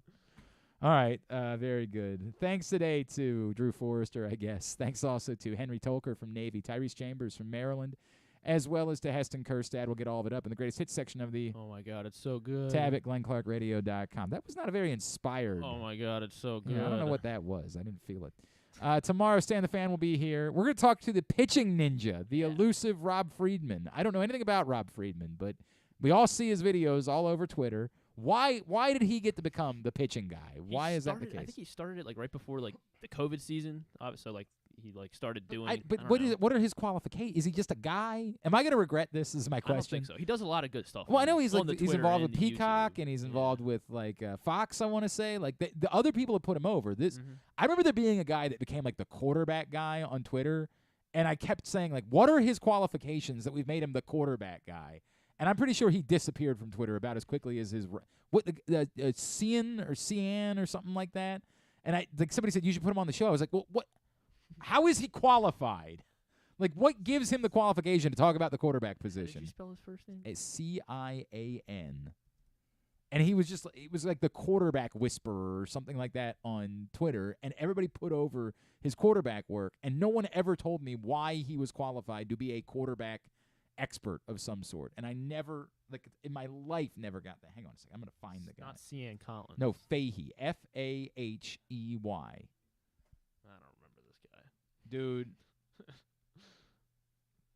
Cian. He was like he was known as like the quarterback whisperer. Cianaf? No. CIANAF was his Twitter account. CIANAF. He deleted his account. I can't find anything. I don't know what happened to this guy. He disappeared, and he had a rise, man. Like, he was everywhere, and then all of a sudden he was gone. Gone, daddy, gone. The love is gone. Don't know the story, but I think I'm pretty good. I think I'm pretty glad that I never put him on. I think I'm pretty glad that I never put the guy over. I mean, would you have regretted it? Like, is this? I don't know, man. That's always been a thing for me. It's like we just don't put anybody on. But like I am interested in the pitching ninja because everybody's putting him over. I mean, he's got legitimate jobs now. I just don't know where he came from. And his videos obviously are. He was doing a bunch about Kyle Bradish last night. It was a Felix Bautista one that caught my attention Last week. Yeah, He did like a full YouTube breakdown. I was like, yo. So yeah, we're gonna talk to Rob Friedman, the pitching ninja. Also, Mike Baumann from the Orioles is gonna join us tomorrow. He had Big pitching show. Scoreless ninth yesterday. He's off to a great start to the season. So we'll chat with Mike Baumann as well and stuff and things. Stuff and things. Thanks to everybody at PressBox, all of our great sponsors and partners, including AJ Michaels, Glory Days Grill, Royal Farms, Costas Inn, Hartford Community College, Birdland Sports, your local Toyota dealer, buyatoyota.com. Thanks to Griffin at Griffin_Bass. Thanks to Charles at charles.ap28 on Instagram is how you follow him. What do we get? Do we get anything up on TikTok this week? Mm-hmm. Yeah. We got I got the top three. And the top three and the jelly bean video. Very good. I split that one up into two because it was a good amount of clips. That might be more than we needed to. We might have been able to just cut out some of the clips. I only took three times that you said, all right, go get a bean. All right. At Glenn Clark Radio on Twitter, Instagram, and TikTok to follow us. Have a great Thursday evening. Go nobody. Or go Suns for me. Duke sucks.